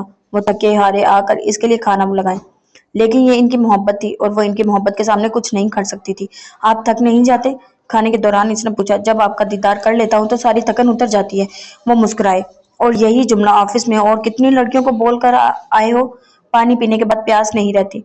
कसम ले लो जो आपके अलावा अब किसी को देखता हूँ, लगता तो नहीं आप इतनी जल्दी सुधर जाएंगे। अब सच में सुधर गया हूँ, चौका पूरा कर लिया है मैंने।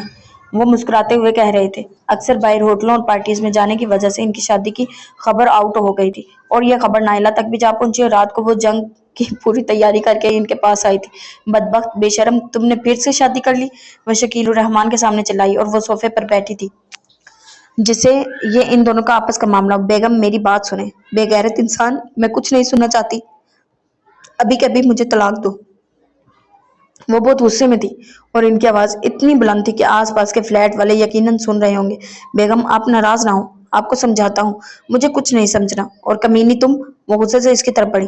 तुम्हें क्या पूरी दुनिया में सिर्फ मेरा ही शोर मिला था शादी के लिए? वो इस पर बरस पड़ी। बेगम इसे कुछ ना कहे। शकील उर रहमान आगे बढ़े। क्यों दुख हो रहा है बेगैरत इंसान? देखिए, आपको जो सवाल करने हैं आप अपने शोर से करें, मुझे ना घसीटें बीच में, इसने नागवारी से कहा। शकील उर रहमान काफी देर तक इसे कमरे में ले जाकर समझाते रहे, जाने क्या साथ झूठ मिक्स करके। बहरहाल इन्होंने इसे मुतमईन कर दिया और वो 2 घंटे बाद वहां से जाने के लिए राजी हो गई। शकील उर रहमान ने बाद में आकर इससे माफी मांगी थी नाइला के रवैये की, और वो शकील उर रहमान के तहम्मुल और मेच्योरिटी से काफी मुतासिर हो चुकी थी। ये सुबह का वक्त था। वो नाश्ता बना रही थी, लेकिन शकील उर रहमान बाहर बैठे अखबार पढ़ रहे थे और वक्फे वक्फे से इस पर कुछ रोमांटिक जुमले कस रहे थे। नाश्ता बनाने के बाद वो बाहर टेबल पर आई। शकील उर रहमान अखबार छोड़कर इसके पास आकर बैठ गए। इन्हें बैठे हुए ज्यादा वक्त नहीं हुआ था जब एक बहुत बड़ा पत्थर फ्लैट की खिड़की का शीशा तोड़कर अंदर आया। वो दोनों बुरी तरह चौंक गए। शकील उर रहमान फौरन उठकर खिड़की के पास गए, लेकिन बाहर कोई नहीं था। वो काफी डर चुकी थी। ये हरकत यकीनन सिकंदर की हो सकती थी। वो इसे बदला लेने के लिए ये सब कर रहा हो। शकील उर रहमान काफी देर तक खिड़की के पास खड़े रहे, लेकिन वहां कोई नहीं नजर आया। फिर वो इसके डरे हुए चेहरे को देखकर इसे हौसला देते हुए कहा, और ऐसी हरकतों से नहीं डरते। अगले दिन वो शकील उर रहमान के साथ शॉपिंग पर गई। इसे वहीं सिकंदर नजर आया, जो गेट पर खड़ा किसी से कॉल पर बात कर रहा था। वो शकील उर रहमान को वहीं छोड़कर इसके पास आई। تم یہ کیا حرکتیں کر رہے ہو، ان سے باز آ جاؤ سکندر فیروز۔ اس نے پلٹ کر اسے دیکھا اور پتھر ہو گیا۔ اپنی ہار کا بدلہ لینے کے لیے تم ایسی واہیات حرکتیں کرو گے؟ اب وہ اس کے پاس کھڑی چلا رہی تھی۔ وہ اسے سپاٹ چہرے کے ساتھ دیکھتا رہا۔ وہ واقعی کافی خاموش اور سنجیدہ ہو چکا تھا، اس کی آنکھیں بھی لال تھیں۔ میں تم سے نفرت کرتی ہوں اور ساری زندگی نفرت کرتی رہوں گی۔ وہ اسے انگلی سے وارن کرتی اندر چلی گئی۔ وہ وہیں کھڑا تھا، یہاں تک کہ وہ شکیل الرحمان کا ہاتھ پکڑ کر اس کے سامنے سے گزری۔ وہ تب بھی وہیں کھڑا تھا۔ وہ جانتی تھی اس سے برداشت نہیں ہو رہا اپنی ہار، لیکن وہ اس بے عزتی کا بدلہ لینے کے لیے اتنا بڑا قدم اٹھائے گا، اس نے سوچا نہیں تھا۔ اگلی صبح اس کی زندگی کی سب سے اداس صبح تھی جب اسے شکیل الرحمان کی موت کی خبر ملی۔ وہ روڈ ایکسیڈنٹ میں جان کی بازی ہار چکے تھے۔ یہ صدمہ اس کے لیے واقعی بہت بڑا تھا۔ اسے شکیل الرحمان کی موت کا دلی افسوس تھا۔ اس کے ساتھ اس کی زیادہ دن نہیں گزرے تھے، لیکن جتنے گزرے تھے حسین تھے۔ وہ ان لمحوں کو کبھی بھول نہیں سکتی تھی۔ وہ ان کی موت پر بہت روئی تھی۔ اسے افسوس ہوا سکندر نے اس سے بدلہ لینے کے لیے ان کی جان لے لی۔ وہ خواہ مخواہ ان دونوں کی نفرت کا شکار ہو کر زندگی ہار گئے۔ شکیل الرحمان کے ساتھ وہ اس فلیٹ میں آئی تھی اور اس کے بعد اسے فلیٹ اداس لگ رہا تھا، جیسے دنیا کی ہر چیز رو رہی ہو۔ 2 دن اس نے وہیں اکیلے فلیٹ کی کھڑکی کے پاس جاگ کر گزارے۔ اسے سکندر پر حد سے زیادہ غصہ تھا۔ وہ اسی غصے میں اس نے الیکشن سے صرف 2 دن قبل سکندر اور آغا جان کی ویڈیو سوشل میڈیا پر وائرل کر دی، جس میں وہ عوام کو بے وقوف بنانے کی بات کر رہے تھے۔ ساتھ اس نے کیپشن میں لکھا، عوام جن کو ووٹ دینے جا رہی ہے، ذرا ان کے بھی خیالات جان لیں، وہ عوام کے بارے میں کیا سوچ رکھتے ہیں۔ ویڈیو 1-2 گھنٹے میں 2 لاکھ ویوز حاصل کیے اور 20,000 لوگوں نے شیئر کیے۔ سوشل میڈیا پر ہر طرف دھماکہ ہو گیا۔ ہر کوئی ویڈیو شیئر کر کے آغا جان کو برا بھلا کہہ رہا تھا۔ اس نے شکیل الرحمان کا دیا ہوا فلیٹ چھوڑ دیا اور ایک ہوٹل میں جا کر رہنے لگی، کیونکہ اس کی جان کو خطرہ تھا۔ وہ آغا جان اور سکندر کو اچھے سے جانتی تھی۔ اس ویڈیو نے کمال کر دیا۔ لمحوں میں سکندر اور آغا جان کی محبت لوگوں کے دلوں سے نکال کر پھینک دی۔ وہ اندازہ کر سکتی تھی اس الیکشن میں سکندر کے لیے جیتنا اب ناممکن تھا۔ ہر طرف سے ان کو گالیاں مل رہی تھی۔ ان کے اپنے ووٹرز ساتھ چھوڑنے کی سٹیٹس اپلوڈ کر رہے تھے۔ ہر کوئی اپنا وال پر سکندر اور آغا جان کی تصویر لگا کر شیم لکھ رہا تھا۔ مخالف گروپ کے MNA نے اسے تھینک کا میسج بھی کیا تھا، کیونکہ اب ان کے لیے میدان خالی ہو چکا تھا۔ یہ ویڈیو الیکشن کے دن تک چلتی رہی اور لوگوں نے ووٹ ڈالتے ہوئے بھی ویڈیو کو یاد رکھا۔ الیکشن سے 2 دن قبل ویڈیو وائرل کرنے کا یہ فائدہ ہوا۔ سکندر بھاری اقلیت سے ہار گیا تھا۔ وہ جو جیت کے اتنے قریب کھڑا تھا، پورے 70,000 ووٹوں سے بری طرح سے شکست کھا چکا تھا۔ یہ سکندر اور آغا جان کے لیے بہت بڑی ہار تھی۔ آغا جان کی حکومت کا آخری مینار بھی گر چکا تھا، لیکن اسے ہمیشہ کی طرح انہیں ہرا کر خوشی محسوس ہوئی تھی۔ 2 دن تک الیکشن کا زور کچھ کم ہوا تو انہوں نے پولیس سے رابطہ کیا۔ وہی انسپکٹر جو اس دن گھر آیا تھا، اس کے سامنے اس نے اپنا مسئلہ بتایا۔ وہ ہمیشہ کے لیے ہوٹل میں نہیں رہ سکتی تھی اور اسے گھر جانے کے لیے پولیس کی مدد کی ضرورت تھی۔ وہ انسپکٹر کی مدد سے گھر واپس آئی۔ انسپکٹر گھر کے اندر تک اس کے ساتھ آیا تھا، لیکن یہ کیا، گھر میں اتنا رش کیوں تھا؟ کوئی آ رہا تھا، کوئی جا رہا تھا۔ وہ انسپکٹر کے ساتھ چلتی ہوئی آگے بڑھی اور آتے جاتے لوگوں کو دیکھ رہی تھی۔ اس نے سفید دوپٹے کے کنارے سے منہ کو تھوڑا چھپایا ہوا تھا۔ کچھ اور آگے بڑھی تو اسے اندر سے رونے کی آوازیں آنے لگی۔ اس کا دل دھک دھک کرنے لگا۔ کس کی فوتگی ہوئی تھی؟ مگر کون؟ اس کے قدموں میں جیسے جان ہی نہ رہی۔ وہ تھوک نکل کر گھبرائی ہوئی آگے آئی۔ امی نرمین کو تو کچھ نہیں ہوا؟ کہیں آغا جان انہیں؟ اس کے ذہن میں کئی خیالات آئے تھے۔ یا تائی جان کو کچھ ہو گیا؟ وہ بلڈ پریشر کی مریضہ تھی۔ اس کا دل زور زور سے دھڑک رہا تھا۔ اپنے بے جان قدموں کو گھسیٹتی وہ گھر کی طرف جا رہی تھی۔ پاس سے چند عورتیں افسوس کرتی گزری۔ بیچارہ الیکشن میں ہارنے کا صدمہ ہی نہیں برداشت کر پایا۔ اس کے چلتے قدم رک گئے۔ سکندر! اس کے ذہن میں یہ نام بازگشت کی طرح گونجنے لگا۔ سکندر نے خودکشی کر لی ہے؟ اس کے چاروں طرف دھماکے ہو رہے تھے، مگر اس نے ایسا کیوں کیا؟ کیا اس سے ہار برداشت نہ ہوئی؟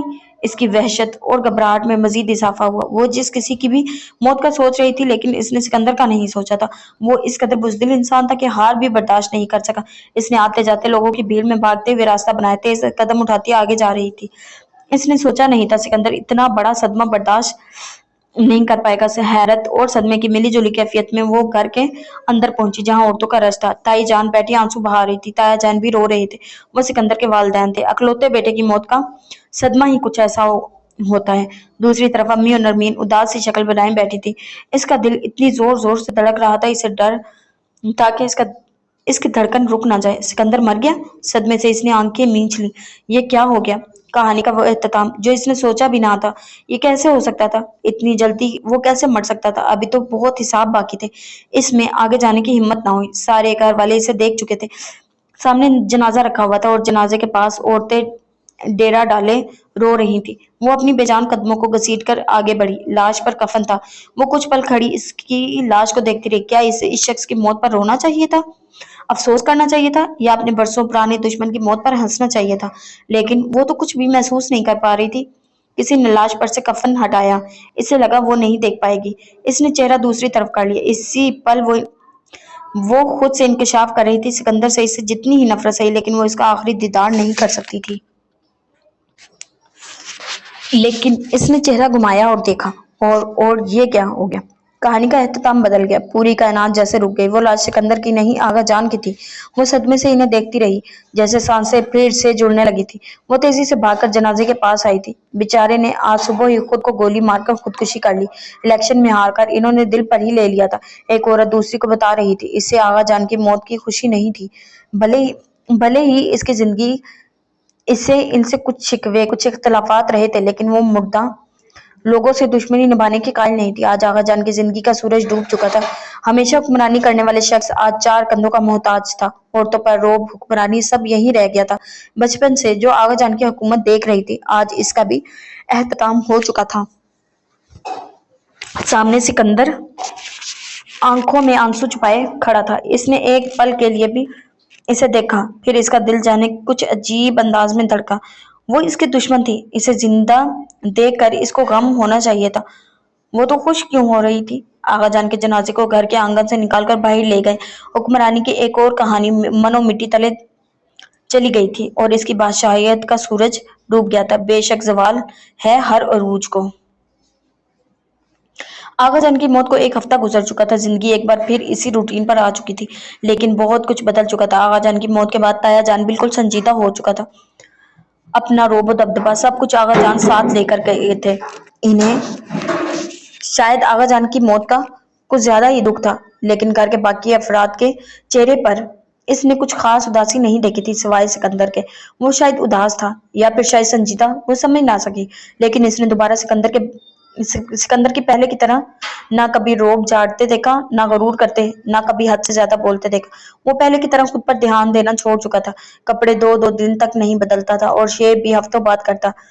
شاید آغا جان کی موت نے اسے توڑ دیا تھا یا الیکشن کی ہار نے۔ بہرحال سکندر میں جو انوکھی اور سب سے بڑی تبدیلی آئی تھی اس نے دوبارہ کبھی اس سے بات نہیں کی، یہاں تک کہ جب کبھی ان کا سامنا ہو جاتا وہ ادھر ادھر سے نکل جاتا، یا وہ اگر کہیں ہوتی تو وہ اس جگہ کبھی نہ آتا، یا وہ کسی ایسی جگہ چلی جاتی جہاں سکندر موجود ہوتا تو وہ اسی وقت وہاں سے اڑ کر چلا جاتا۔ اس کا رویہ بالکل الجھن بھرا تھا۔ وہ جب اس گھر سے گئی تو اسے سکندر کو چھوڑ کر گئی تھی جو حکم چلانے والا اور روب دکھانے والا تھا، اور جب لوٹ کر آئی تو وہ ایک نیا انسان تھا۔ لیکن اسے سکندر سے نفرت ہونی چاہیے تھی۔ وہ شکیل الرحمان کا قاتل تھا لیکن وہ اس سے خاص نفرت بھی نہیں کر پا رہی تھی، گو کہ وہ اس سے بدلہ لے چکی تھی اسے الیکشنز میں ہرا کر، اور یہ بدلہ بہت ہی بڑا تھا۔ پھر بھی اسے یوں نفرت ختم نہیں کرنی چاہیے تھی۔ سعدیہ بیگم کو آغا جان کی زندگی میں جو ٹینشن تھی اب وہ ختم ہو چکی تھی۔ ایک بار پھر انہوں نے خود کو اسی گھر کا حصہ سمجھنا شروع کر دیا تو گھر کے معاملات میں حصہ لینے لگی تھی، گو کہ تائی ابھی تک ناراض تھی لیکن سعدیہ بیگم کو اب ان کی ناراضگی سے فرق نہیں پڑتا تھا۔ ایک دن وہ کمرے میں امی سے باتیں کر رہی تھی جب صوبیہ بھابی نے آ کر اس سے کہا کہ تایا جان انہیں بلا رہے ہیں، اور امی کے ساتھ نیچے گئیں جہاں تایا اور سکندر بھی بیٹھے تھے۔ آئیں بیٹھے بھابی۔ سعدیہ بیگم کچھ چچکتے ہوئے صوفے پر بیٹھ گئیں، وہ بھی ان کے پاس بیٹھ گئی۔ سکندر سنجیدگی سے سر جھکائے بیٹھا تھا۔ یہ لیں، انہوں نے کچھ کاغذات ان کی طرف بڑھائے، یہ آپ لوگوں کا حصہ ہے۔ اس نے کچھ حیرانگی سے کاغذ لے لیے تھے۔ عشرت، ہمیں آپ کا حصہ نہیں چاہیے تھا، وہ بس آغا جان کی ضد تھی۔ ہم نے ان کو سمجھانے کی کوشش کی لیکن وہ اپنے پرانے خیالات میں قید تھے۔ آپ لوگ چاہیں تو اپنا حصہ بیچ دیں، چاہیں تو یہیں رہیں، انہوں نے سنجیدگی سے کہا۔ تب امی نے کہا وہ اپنا حصہ بیچنے کی بجائے وہیں رہنا چاہتی ہیں۔ اسے تایا جان کے بدلے ہوئے انداز نے کافی حیران کیا تھا، اور ان کے انکشاف نے بھی کہ انہوں نے آغا جان کو سمجھانے کی بہت کوشش کی تھی، یعنی کہ تایا جان بھی ان کے پرانے خیالات سے کسی حد تک تنگ تھے۔ سعدیہ بیگم بہت خوش تھی اور پہلی بار انہوں نے عشرت کو بہت پیار سے گلے لگایا تھا۔ شاید وہ آواز نہ اٹھاتی تو ایسا ممکن ہی نہیں تھا۔ جب وہ کچن میں گئی تھی اپنے لیے چائے بنانے۔ اس وقت سکندر بھی کچن میں آیا تھا، لیکن اسے دیکھ کر فوراً واپس پلٹ گیا اور وہ اس کے رویے پر حیران ہو رہ گئی تھی۔ وہ ایسا کیوں کر رہا تھا؟ آخر وہ پہلے کی طرح اس سے یہ کیوں نہیں کہتا دوپٹہ سر پر لو یا مجھ سے نظریں جھکا کر بات کرو وغیرہ وغیرہ، اور میں اس کے بارے میں اتنا کیوں سوچ رہی ہوں؟ وہ تمہارا دشمن ہے عشرت، کبھی مت بھولنا۔ اس نے خود کو یاد دلایا۔ چولہا جلا کر اس نے چائے کی کیتلی رکھ دی۔ تائی بھی کچن میں شاید رات کا کھانا بنانے آئی تھی اور اسے نظر انداز کر کے فریج سے کچھ نکالنے لگی۔ وہ ان سے ابھی تک غصہ تھی اور بھی اس کی ناراضگی کو خاص اہمیت نہیں دیتی تھی، لیکن پہلی بار ان کو دیکھتے ہوئے اسے احساس ہوا کہ دوریاں ختم ہونی چاہیے، اس لیے اس نے پہل کی تھی۔ چائے پئیں گی تائی؟ تائی نے حیرانی سے اسے دیکھا۔ نہیں، انہوں نے غصے سے جواب دیا، پی لے، میں بہت اچھی چائے بناتی ہوں۔ وہ ان کو منانے کے لیے مسکراتے ہوئے کہہ رہی تھی، تم صرف بیوقوف بناتی ہو۔ ان کا غصہ کم نہ ہوا، وہ کریلے کاٹ رہی تھی۔ اب ایسی بھی کوئی ناراضگی نہیں۔ ایسی بھی کیا ناراضگی تائی؟ میرا دل کرتا ہے تمہاری شکل بھی نہ دیکھوں۔ وہ دانت پیس کر بولی، آپ انم کی وجہ سے ناراض ہیں؟ تائی نے کوئی جواب نہیں دیا۔ اگر آپ اس وجہ سے ناراض ہیں تو آپ بہت زیادتی کر رہی ہیں تائی۔ انم کو اس گھر سے بھگانا میرا احسان تھا، گناہ نہیں۔ تائی نے ہاتھ روک کر حیرت سے اسے دیکھا۔ وہ بھی چائے چھوڑ کر پوری طرح اس کی طرف متوجہ ہوئی۔ آپ دل پر ہاتھ رکھ کر بتائیں، کیا آغا جان اور آپ لوگ صحیح کر رہے تھے انم کے ساتھ؟ ایک ایسے لڑکے سے شادی کر رہے تھے جسے اس نے دیکھا تک نہیں تھا، اور وہ نشہ بھی کرتا تھا؟ یہ مجھے بعد میں پتہ چلا۔ انم آپ کی سگی بیٹی تھی۔ کیا ایک ماں اپنی بیٹی کے ساتھ اتنی بڑی زیادتی کر سکتی ہے؟ تائی خاموشی سے اس کی بات سنتی رہی۔ آپ جانتی ہیں میں صحیح کہہ رہی ہوں۔ آپ یہ بھی جانتی ہیں انم کو اس دلدل سے نکال کر میں نے اچھا کیا تھا، پھر بھی آپ کی انا کی ضد نہیں مانی۔ آپ سوچیں، ایک نشہ کرنے والے کے ساتھ کیا انم خوش رہ سکتی تھی؟ کیا آپ خوش رہ سکتی تھی صرف اس لیے کہ وہ آغا جان کا فیصلہ تھا اور آپ کبھی ان کے فیصلے کو رد نہیں کر سکتی تھی، اسی لیے انم کو جہنم میں دھکیل رہی تھی؟ تائی کی آنکھوں سے دو آنسوؤں کے قطرے گرے تھے۔ اس نے اپنا ہاتھ تائی کے ہاتھ میں رکھا۔ یہ وہ زمانہ نہیں ہے، اور نہ ہی بیٹیاں بھیڑ بکریاں ہوتی ہیں کہ آپ انہیں کسی کو بھی دے دیں۔ وہ انہیں نرمی سے سمجھا رہی تھی، میں مجبور تھی، اگر آغا جان کے فیصلے کے خلاف جاتی تو وہ مار دیتے مجھے اور تمہارے تایا طلاق دے دیتے مجھے۔ تائی نے پہلی بار روتے ہوئے انکشاف کیا، دوسروں کو مارنے والا آج مٹی تلے سو رہا ہے تائی۔ اب آپ آزاد ہیں، اپنے بچوں کے فیصلے آپ اپنی مرضی سے کر سکتی ہیں۔ اب انم کو گھر لے آئیں، اسے قبول کریں۔ آغا جان بھی نہیں رہے، تایا باپ ہے انم کے، وہ ضرور قبول کریں گے۔ کیا تمہاری بات ہوتی ہے انم سے؟ تائی نے بے تابی سے پوچھا۔ ہاں، تقریباً ہر دوسرے دن، اور وہ پریگننٹ بھی ہے۔ تائی روتے روتے مسکرائی۔ میری اس سے بات کرواؤ عشرت، چلیں کمرے میں۔ وہ دونوں کچن سے نکل کر کمرے میں آئیں۔ آپ جب اس کو اتنا خوش دیکھیں گی تو آپ کی ساری شکایتیں دور ہو جائیں گی۔ اس نے تائی کو ویڈیو کال ملا کر دی۔ وہ گھنٹوں انم کے ساتھ باتیں کرتی رہی تھی، روتی رہی، شکوے شکایتیں کرتی رہی۔ یہی حال انم کا بھی تھا۔ وہ وہیں صوفے پر بیٹھی رہی، کال کے بعد بھی تائی کے پاس رہی، ان سے باتیں کرتی رہی۔ ایک بار سکندر بھی اچانک ان کے کمرے میں آیا تھا، لیکن اسے کمرے میں دیکھ کر اور اپنی ماں کے ساتھ ہنستے دیکھ کر حیران ہوا تھا۔ آؤ سکندر، میں بعد میں آتا ہوں، سنجیدگی سے کہہ کر وہ باہر نکل گیا تھا۔ اس نے سوچا نہیں تھا کہ وہ بھی وہاں ہو سکتی ہے۔ اگلی بار پورچ میں وہ دونوں ٹکرائے تھے اور سنجیدگی سے وہاں سے نکل گیا تھا۔ اور ایک دن جب وہ لان میں بیٹھا تھا تائی کے ساتھ، تو وہ تائی کے لیے چائے بنا کر گئی، لیکن وہ فوراً وہاں سے چلا گیا۔ اسے تجسس تھا، آخر اس کے اس رویے کے پیچھے کیا وجہ ہو سکتی ہے؟ کیوں کر رہا ہے وہ ایسا؟ البتہ اس دن کے بعد تائی کے ساتھ اس کی اور سعدیہ بیگم کی ساری ناراضگیاں ختم ہو گئی تھی، اور وہ ایک بار پھر پیار محبت سے رہنے لگی۔ اور ایک نئی بات یہ ہوئی تھی کہ تائی نے تایا کے سامنے انم کو گھر لانے کی بات کی تھی، جس پر نہ وہ غصہ تھے، نہ انہوں نے کوئی ناراضگی دکھائی تھی، بس اتنا کہا، جو تمہاری مرضی۔ وہ رات اس کی زندگی میں ایک نیا موڑ لے کر آئی تھی۔ زندگی کے کچھ پہلو کتنے الگ ہوتے ہیں۔ کچھ چیزیں جو ہمیں نظر آتی ہیں حقیقت میں کتنی مختلف ہوتی ہیں۔ کبھی کبھی انسان چہروں کو پڑھنے میں غلطی کر جاتا ہے، سمجھ میں نہیں آتا جو انسان کے چہرے پر لکھا ہے اس کے دل میں کچھ برعکس بھی ہو سکتا ہے۔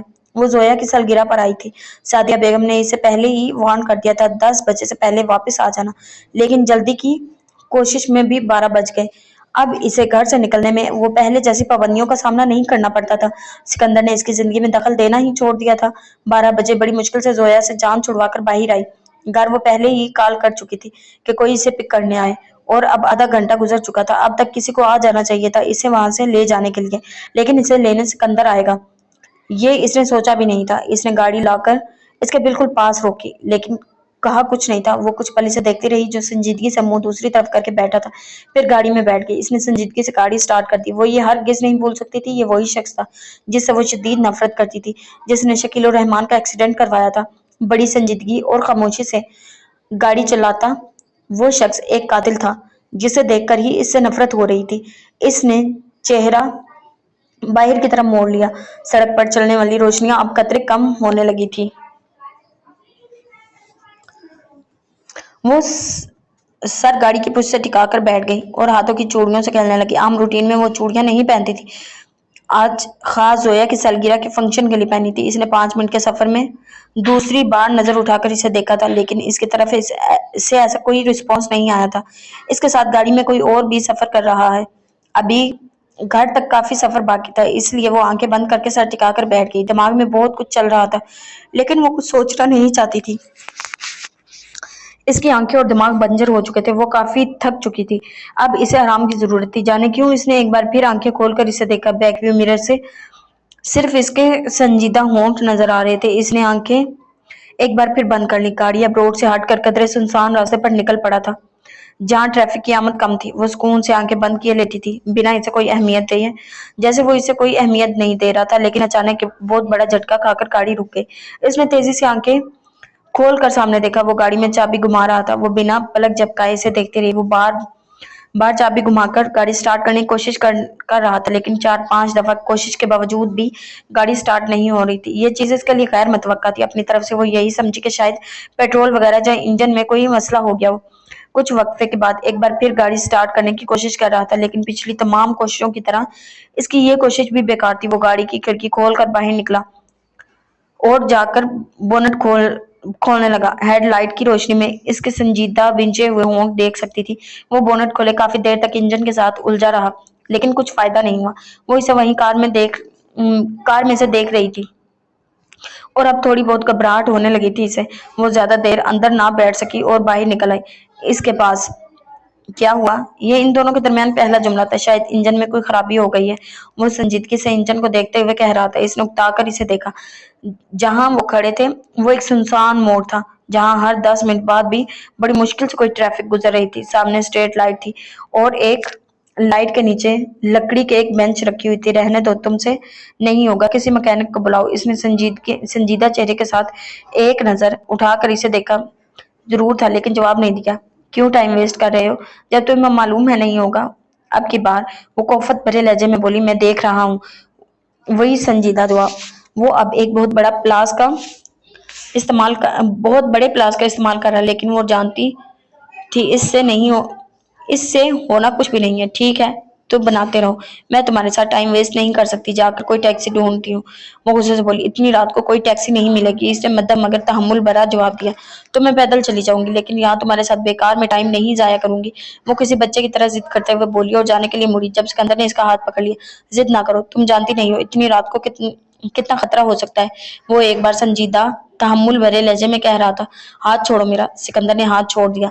तुम समझते क्या हो खुद को, जो तुम कहोगे मैं वही करूंगी। ये मेरी जिंदगी है, जो मैं चाहे करूं। वो अपनी अजली मुंह फट लहजे में बोली। बीच के सारे रास्ते जैसे फासले जैसे सारे खत्म हो गए थे। वो इसके लिए वही सिकंदर था जो शकील और रहमान से शादी से पहले था, जिससे वो नफरत करती थी और इस नफरत का बरमिला जहार भी करती थी। मैं तुम्हें इस तरह से नहीं जाने दे सकता। इसका चेहरा दूसरी तरफ था, लेकिन आवाज तेज हो चुकी थी। तुम होते कौन हो मुझे रोकने वाले। तुम एक कातिल हो। तुमने शकील और रहमान का कत्ल किया है। जाने ये कौन सा मौका था ये बात कहने का, लेकिन जो बात इसके दिल में थी वो जबान पर आ गई। वो मजीद इसकी बात को दिल में ना रख सिकंदर बेयकीनी और हैरत से इसे देख। तुम्हें क्या लगा तुम कत्ल करोगे और बच जाओगे। छोड़ूंगी नहीं मैं तुम्हें। वो इस पर चिल्लाई। सिकंदर ने इसकी बातों पर गौर करना छोड़ दिया था। बोनट उठाए कुछ जोड़ने में मसरूफ हो गया। तुम्हें हिसाब देना होगा। वो इसके पास खड़ी चिल्ला रही थी, लेकिन वो अपने बोनट में मसरूफ था, जैसे इसे सुन ही ना रहा हो। तुम एक घटिया इंसान हो। मैं तुम्हारी शक्ल भी कभी नहीं देखना चाहती। नफरत है मुझे तुमसे। वो जोर से चिल्लाई। सिकंदर अचानक गुस्से में आ गया। इसने हाथ में पकड़ा प्लास गाड़ी के बोनट फ्रंट शीशे पर मार दिया, जिससे शीशा बुरी तरह टूट चुका था। जानता हूँ, ये बात याद हो गई है मुझे, बार बार बताने की जरूरत नहीं है। वो इतनी जोर से चिल्लाया कि वो इसकी आवाज के सामने कुछ बोल ही ना सकी और आंखें खोले हैरत से इसे देख रही थी, जो शायद जिंदगी में पहली बार इतने गुस्से में आया था। निकल जाओ यहाँ से। सिकंदर ने पास पड़ी कुछ पेचकस उठा के इसकी तरफ जोर से फेंके। वो सहम कर 2 कदम दूर चली जाओ मेरी जिंदगी से दूर, और फिर कभी लौट कर मत आना। वो हज़ियानी अंदाज में चिल्लाया। वो आंखें खोले सदमे और हैरत से इसका नया रूप देख रही थी। इस कदर जुनूनी वो पहली बार हुआ था। फिर इसने जोर से टूटे हुए शीशे को मुक्का मारा। इसका हाथ बुरी तरह जख्मी हो चुका था। खून की तेज धार बहने लगी और वो आंखें खोलकर इसे देख रही थी, बिना किसी हरकत के, एक मुजस्मे की तरह। अब वो रो रहा था, जोर जोर से। वो इसे रोते हुए भी पहली बार देख रही थी। क्या मर्द रोते भी हैं? वो भी सिकंदर फेरोज जैसा मजबूत मर्द। तुम मुझे बर्बाद कर देना चाहती थी, देख लो मैं हो गया बर्बाद। अब मेरे पास खोने के लिए कुछ भी नहीं बचा। मैं हार गया हूँ, हार गया तुमसे। वो रोते रोते चिल्ला रहा था। वो खड़ी इसे देख रही थी, वो इसकी तरफ मुतवज्जा ना था। फिर रोते रोते इसे खुद ही जैसे एहसास हुआ था। इसने हथेली से आंखें रगड़ी और ठंडी सांस लेकर खुद को नॉर्मल करने की कोशिश करने लगा। इसके दूसरे हाथ से मुसलसल खून बह रहा था। फिर इसने गाड़ी से एक पानी की बोतल निकाली और एक ही घूंट में सारा पानी पी गया। फिर जाकर पास खड़ी रखी लकड़ी वाली मेज पर बैठ गया। वो अभी तक इसे हैरत से देख रही थी, लेकिन वो इसे नहीं देख रहा था। बेंच पर बैठे बैठे इसे काफी वक्त हो गया था। इसने खुद ही बोलना शुरू कर दिया। मुझे याद है पहली बार जब अम्मी ने मुझे बताया कि इशरत तुम्हारी है, मैं तभी से तुम्हें अपनी मलकियत समझने लगा था।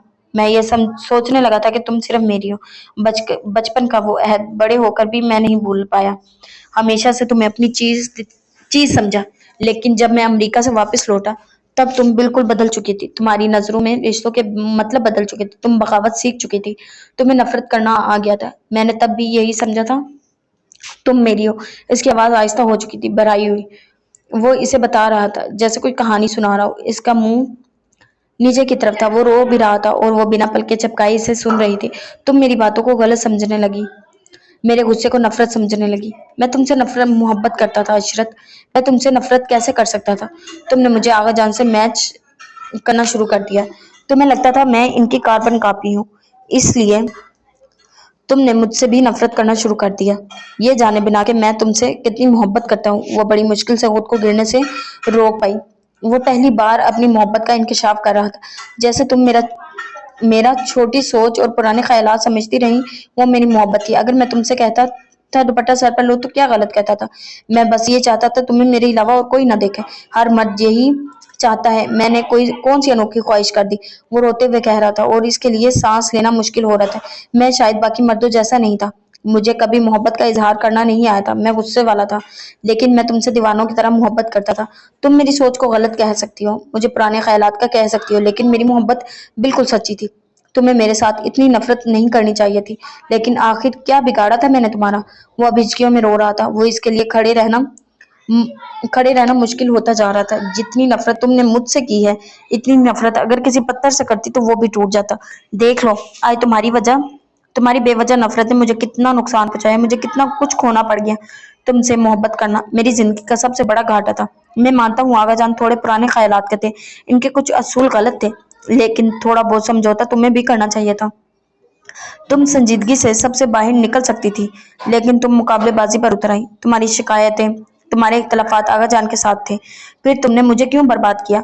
मैं शुरू दिन से जानता था तुम्हें घर के कैद खाने वाले माहौल नहीं पसंद, इसीलिए शादी के बाद मैं तुम्हें हमेशा के लिए यूके ले जाने वाला था, एक ऐसी दुनिया जहां तुम खुश रहो। मैंने तो पासपोर्ट भी बनवा लिए थे, तुमसे ही सफर ना हुआ। तुम मुझे इतना बुरा समझती थी कि क्या मैं तुम्हें इतना बुरा लगता था? तुम क्या सोचती थी? क्या मैं तुम पर हाथ उठाऊंगा, दूसरे मर्दों की तरह तुम्हारी इज्जत नहीं करूंगा? तुमने ऐसा कैसे सोच लिया? जिंदगी में सिर्फ एक बार मैंने तुम पर हाथ उठाया था, जब तुम्हारी वीडियो देखी थी। इस दिन मुझे बहुत गुस्सा आया था, लेकिन तुम पर हाथ उठाने के बाद मैं सारी रात सो ना सका और अगले दिन मैंने अपना हाथ ब्लेड से काट दिया। इसने कुछ सोचने की कोशिश की और इसे याद आया इस दिन वाकई इसके हाथ पर पट्टी बंधी हुई थी, जिसे वो नासमझी से इसकी तरह किसी के साथ लड़ाई हो गई हो। जब तुम्हें आगा जाने तक खाने में बंद किया तो तुम्हें क्या लगता है मैंने इनसे कुछ नहीं कहा? कितनी मिन्नतें की मैंने इनसे कि ठीक नहीं है, लेकिन इन्होंने जब तुम्हें आगा जाने तय खाने में बंद कर दिया था, तो तुम्हें क्या लगता था मैंने इनसे कुछ नहीं कहा? कितनी मिन्नतें की मैंने इनसे कि ये ठीक नहीं है, लेकिन इन्होंने अपने हुक्म से मुझे दबा दिया।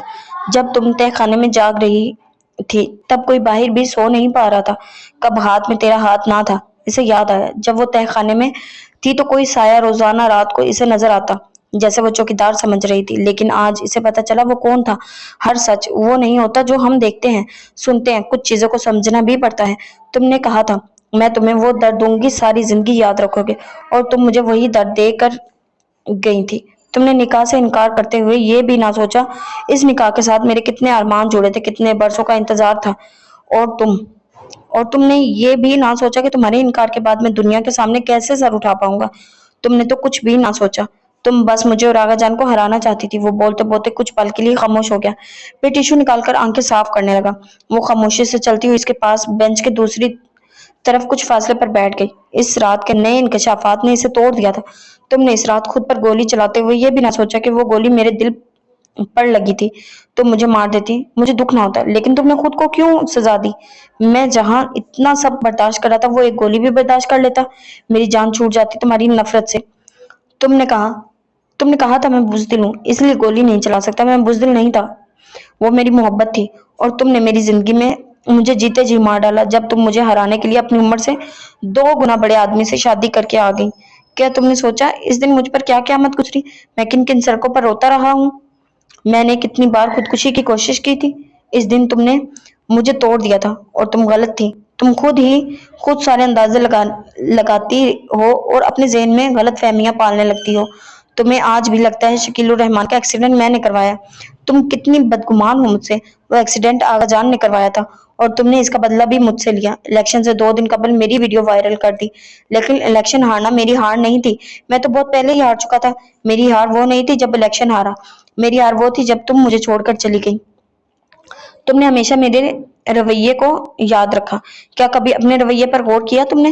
شادی والی رات تم نے انم کو گھر سے بھگایا، تم نے بڑی محفل میں نکاح کی قبولیت سے انکار کر دیا، تم نے مجھے درد دینے کے لیے خود پر گولی چلائی، ایک 60 سال کے انسان سے شادی کر کے آ گئی، الیکشن سے 2 دن قبل میری ویڈیو وائرل کرتی۔ سچ بتاؤ کیا تمہارا رویہ نارمل تھا؟ کیا تم غلط نہیں تھی عشرت؟ تم اگر بہت زیادہ بھی سوچو تب بھی تمہیں صرف ایک تھپڑ مارنے کے علاوہ میں نے کبھی تمہارے ساتھ کوئی زیادتی نہیں کی، اور یہ بات تم بھی جانتی ہو۔ اس نے سر اٹھا کر سکندر کو دیکھا، اس کی آنکھیں بھیگی ہوئی تھی، اس نے بھی پہلی بار اس کی آنکھوں میں دیکھا، وہ آنکھیں جھوٹ نہیں بول رہی تھی، اور وہ کیسے جھوٹ کو سچ مان کر جیتی رہی۔ اب وہ کیسے نظریں ملا پائے گی اس شخص سے، اور کیسے سامنا کرے گی خود کا؟ یہ تمہاری اور آغا جان کی لڑائی تھی، لیکن سب سے زیادہ سزا مجھے ملی، میں تو خواہ مخواہ ہی مارا گیا تم لوگوں کے نفرت میں۔ آغا جان نفسیاتی مریض تھے، ان کے کچھ خیالات واقعی پرانے اور تقیانوسی تھے، ان کے کچھ اصول بھی غلط تھے، انہیں ہمیشہ سے حکمرانی کرنے کی عادت تھی، اور اپنی یہ عادت وہ شہر میں بھی ساتھ لے آئے تھے، اور وہ ایک ہار برداشت نہیں کر سکے اور خودکشی کر لی۔ لیکن ہم سب انسان ہیں، اور انسانوں کی دنیا میں رہنے کے لیے کچھ اصول ہوتے ہیں، جینے کے کچھ طریقے ہوتے ہیں جنہیں ہم پنجرہ یا قید کہہ کر باہر نہیں نکل سکتے، کیونکہ وہ اصول ہمیں جینے کی وجہ دیتے ہیں۔ اور میری نظروں میں نارمل تو تم بھی نہیں تھی، چھوٹے سے اختلافات کو انا کا مسئلہ بنا کر تم نے خود کو کہاں لا کر کھڑا کر دیا، کتنوں کی زندگیاں الجھا دی۔ کیا ہو جاتا اگر تم تھوڑا صبر یا سمجھوتا کر لیتی؟ تمہیں ان کو ہرانے کی کوشش کرتی رہی اور وہ تمہیں، اور آخر میں تم دونوں ہی ہار گئے۔ کیا تم نے دیکھا آخری بار ان کا چہرہ؟ ان کی ساری نفرت دنیا میں ہی رہ گئی، وہ سب کچھ چھوڑ کر چلے گئے، اور تمہارے ہاتھ کیا لگا؟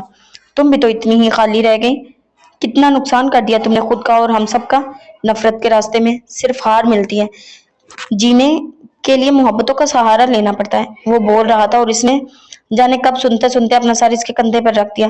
تمہیں مجھ سے اتنی محبت تھی، تمہیں ایک بار مجھے بتانا چاہیے تھا، تم جانتے تھے میں اتنی ذہین لڑکی نہیں ہوں جو آنکھیں دیکھ کر محبت پہچانوں۔ وہ روتے روتے کہہ رہی تھی، اور اس نے سکندر کا ہاتھ پکڑ کر اپنے ہاتھ میں لیا۔ عشرت، محبت کا اظہار ڈھول بجا کر نہیں کیا جاتا، بس محبت تھی تو بس تھی، اب میں سب کے سامنے اعلان نہیں کر سکتا تھا۔ تمہیں خود سمجھنا چاہیے تھا، میری پوری زندگی کتاب کی طرح، جس صفحے کو کھول کر دیکھ لو وہاں صرف تم ہوگی۔ میں نے اپنی زندگی میں تم لوگوں کے علاوہ کسی سے محبت نہیں کی۔ اس نے سکندر کا ہاتھ مضبوطی سے پکڑ لیا۔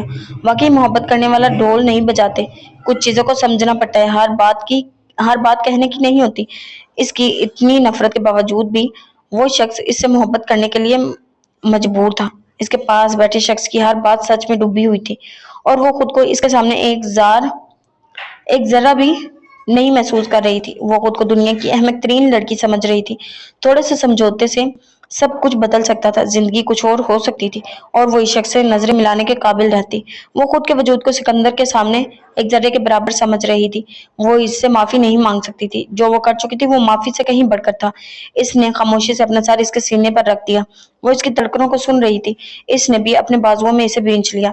वो होश संभालते ही इस शख्स से नफरत करती आ रही थी। कभी नहीं सोचा था जिंदगी में बचपन से जिस इंसान को कत्ल करने की ख्वाहिश रही हो, एक रात ऐसी भी आएगी जब वो इसका हाथ अपने हाथ में लेकर दिल के सामने बेबस हो चुकी होगी। आज इसके जरा से इजहार ने इसे तोड़ दिया था। इसकी सारी नफरत तिनके की तरह बहती चली गई और वो सोच रही थी कभी कभी इंसान कुछ चेहरों को समझने में कितनी बड़ी गलती कर देता है। सही कहा था इसने।